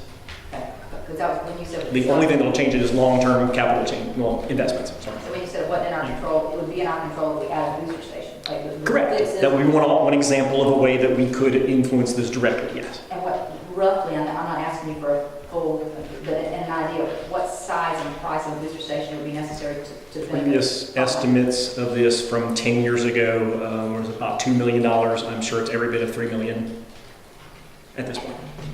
And it would benefit one subdivision or it would benefit? Well, if you citizens? place it at the county line, you can boost the entire pressure on the entire system and affect all customers. It's a That would be it's a the, total system improvement. right, Okay. right. Certainly there's also the alternative of looping. For example, a loop from Greystone over to Midland Road would help this problem immensely as well. Okay, so when Commissioner Floyd mentions that he has a subdivision several miles away that also have the same problem, that $2 million booster station at the beginning of the county could benefit all of that as well. Absolutely. Okay, that's what I need to understand. Yes, ma'am. Anybody, any other further questions? What size line is into Emerald Point? 16-inch main runs down Blue Jay Road to the subdivision, not actually to the entrance, but to the back way it comes in. And there are 8-inch mains inside the subdivision. And as more customers come on, there will be a time when this will have to be done. Absolutely no It's a question. matter of when do we need to make that investment? Sure. And is it a perceived problem with pressure or is it a real problem? Is there something that we could get the power plant to do? If you're saying when the power plant kicks on, it really has a major effect. Have we tried negotiations with the power plant to see if they'll do something? I have had discussions with them to, and one of the things that they have done in the past, and this was several years ago, was install more tank sizes so that they could do more pulling in other times, as opposed to, in the past they used to pull continuously, and now they only pull at set times. One of the things I've asked of them to do voluntarily is to move most of those pulls to the nighttime, but they can't completely stop pumping during the day at all. So it's not as if they're anything. It certainly is worth it continuing to talk to them. When you say nighttime, are you talking about like after midnight or? I mean, Yes, if it's ma'am. nighttime, if that's. After the- You'll get home from work and that's probably. Correct. Yes, ma'am. I was referring to night as in when people don't use water, like after 11 p.m. through 5 a.m. or that sort of time frame. Yes, but they couldn't pull from 11 p.m. to 5 a.m. and not the rest of the day at all. I mean, they don't have that much tankage ability to be able to do that. And their changes are not. I mean, while they certainly do affect the pressure, as you can see from the chart, it is about 8 or 10 psi. But like Thomas was saying, it's the difference between 45 and the upper 30s. So it's not as if it's a fatal error when they're pumping and it's perfectly fine when they're not. They're by no means the problem in any way, shape, or form. Steve, is elevated storage just as cost prohibitive? I don't know what costs are, or if that will be a solution. Generally, elevated storage isn't really going to solve this issue. Really, That may be the case. I'm just rolling that. it certainly is something we could look at, but from the perspective of the way the system is constructed, a booster station to boost Well, that pressure, would give you some consistency in pressure anyway, I would think, in general. as would a booster station, because it would be able to be variable Yeah. in its drive. Yes, sir. And there's like 4, I believe, in the I&D plant that are variable, that come on depending on the demands of the system, and to add pressure back into the system depending on those demands. So, the same thing, if it recognizes, I don't know if it can see all the way back here, drop, it kicks them on. So, depending on what happens on Savannah, being that it is a tight, much larger system, Correct. there's a lot of dynamic effects in here. Correct. But again, that booster station would, because it senses the pressure and adjusts accordingly. It's a variable speed motor. But no matter what, the pressure is always going to be higher at the county line than it is at Emerald Plantation.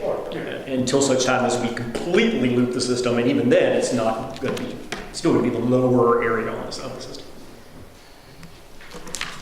Anybody else?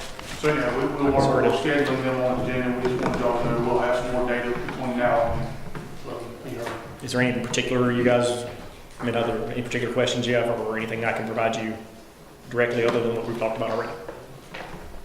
I guess one other thing is to verify, Steve, the pressure on the main and the pressure within the subdivision to determine if it's a problem with the way the subdivision itself is constructed. The measurements that we've been taking were within the subdivision.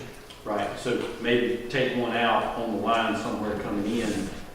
Oh, I see. To verify the pressures are the same, that eliminates the problem within. Now, it can be valves, not all the way up in there. We've already done, we investigated that quite a long while back, yes, sir. The one thing we have not looked at is, what is it in the house? You know, when you get from the main up to the curb, you know, for all we know, the plumber used 4-inch pipe or something. You know, could be an issue too, and I don't know that we have one to go knock on their door and verify pressure on the side of the house. Use the outdoor spigot, but If that's. there's a hydrant on the main out near the entrance of the subdivision, that'd be a good place to check. There is one on Blue Jay Road right before it crosses into the subdivision, yes, sir. We will continue to collect data. Yes, sir.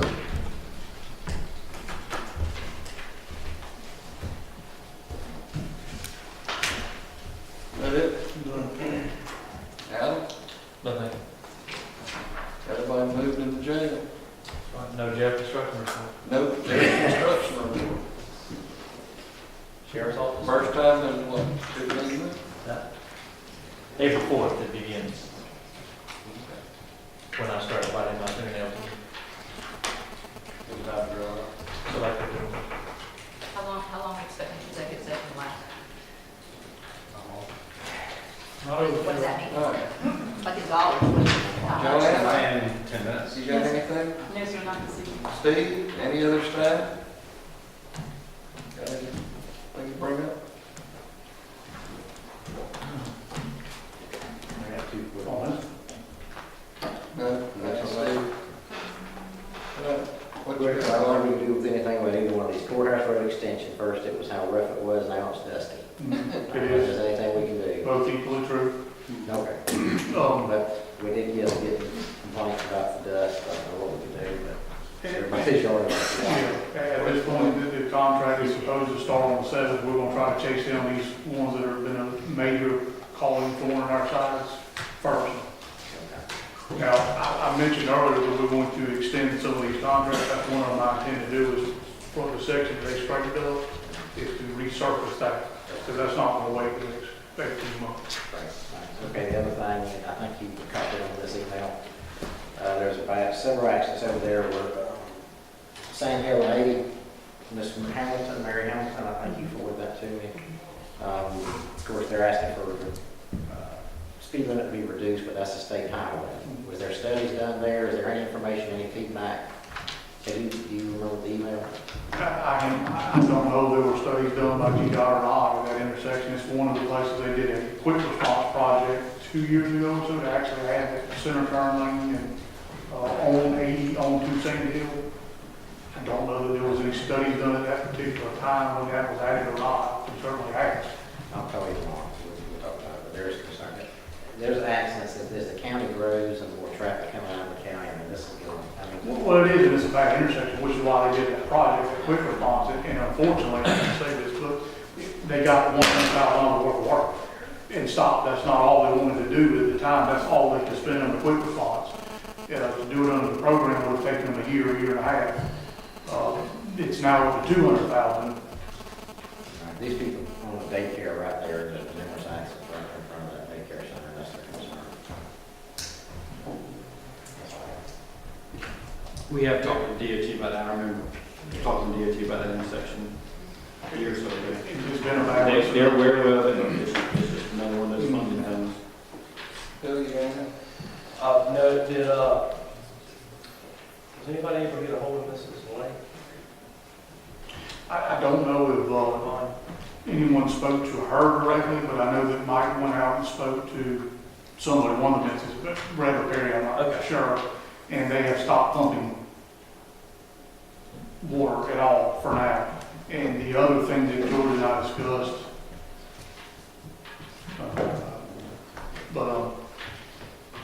I think they're about done with that particular area. Steve? Right. Ash Roads, I think Jerry finally got what I was trying to relay to him. I seen him out today taking care of some of those holes with the rock like we talked about last meeting.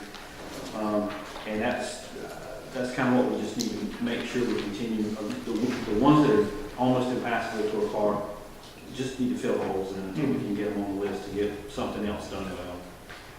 But what they were doing, I think, is reasonable, not super expensive, just keeping the road passable. But something that I actually had brought up to me by a citizen that actually was asking me about if we have an IDA appointment, and it reminded me of something that we started down the road of back when we was in redistricting on, and that was to realign the militia districts with the voting districts. And I remember all that discussion. I don't think we can do that. I think we could, I'm not sure it's a constitutional I think authority. I think we can. I believe what I remember. Anyway, that's what I'm going to ask to do. If y'all would check into that and see if we can do that, because I remember some discussion about it. I don't remember what the pros and cons was, but I certainly remember the discussion. I don't remember the answer, but I do know that one of the big concerns was that most of the property descriptions and deeds in Effingham County reference militia districts, which could be, It was a big old problem. but yeah. But we can revisit it. That's what Is there a reason? well, remember it was that whole Well, I think with 12th that, militia district, just that one little corner in North End County. There's not a lot of people that live up there. Glenn Weston's the only person there now.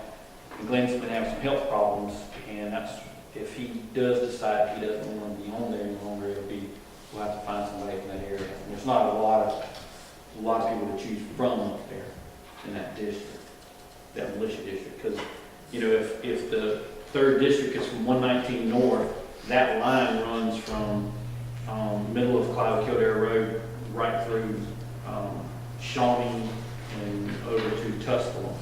So there's a very limited amount of population up in that very northern triangle of the county. so you're saying realign the militia districts? That's what we were talking Rather than, and I know we can't change how the IDA are appointed.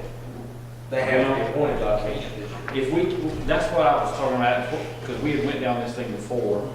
We can't change how I they don't remember what the answer was, but if we can. You can't change the other districts, but you got to say them with balance with each other.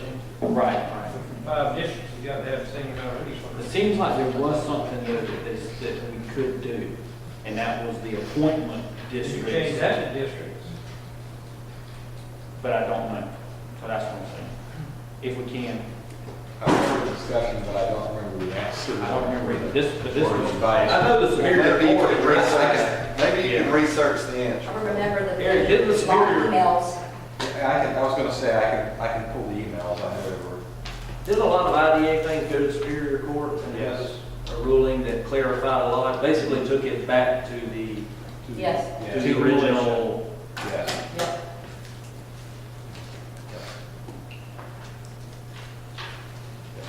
Something else, Steve? Ready? I'm good to go. All right. I need a motion for executive session. Make a motion to go to executive session to discuss personnel, property, and business litigation. Second. Motion and a second. All in favor? All opposed, we stand it. All right. Next item, consideration to approve the March 18, 2014 executive session minutes. I'll make a motion to approve. Second. We have a motion and a second to approve. All in favor? Aye. Any opposed? Executive session minutes stand approved. Any other business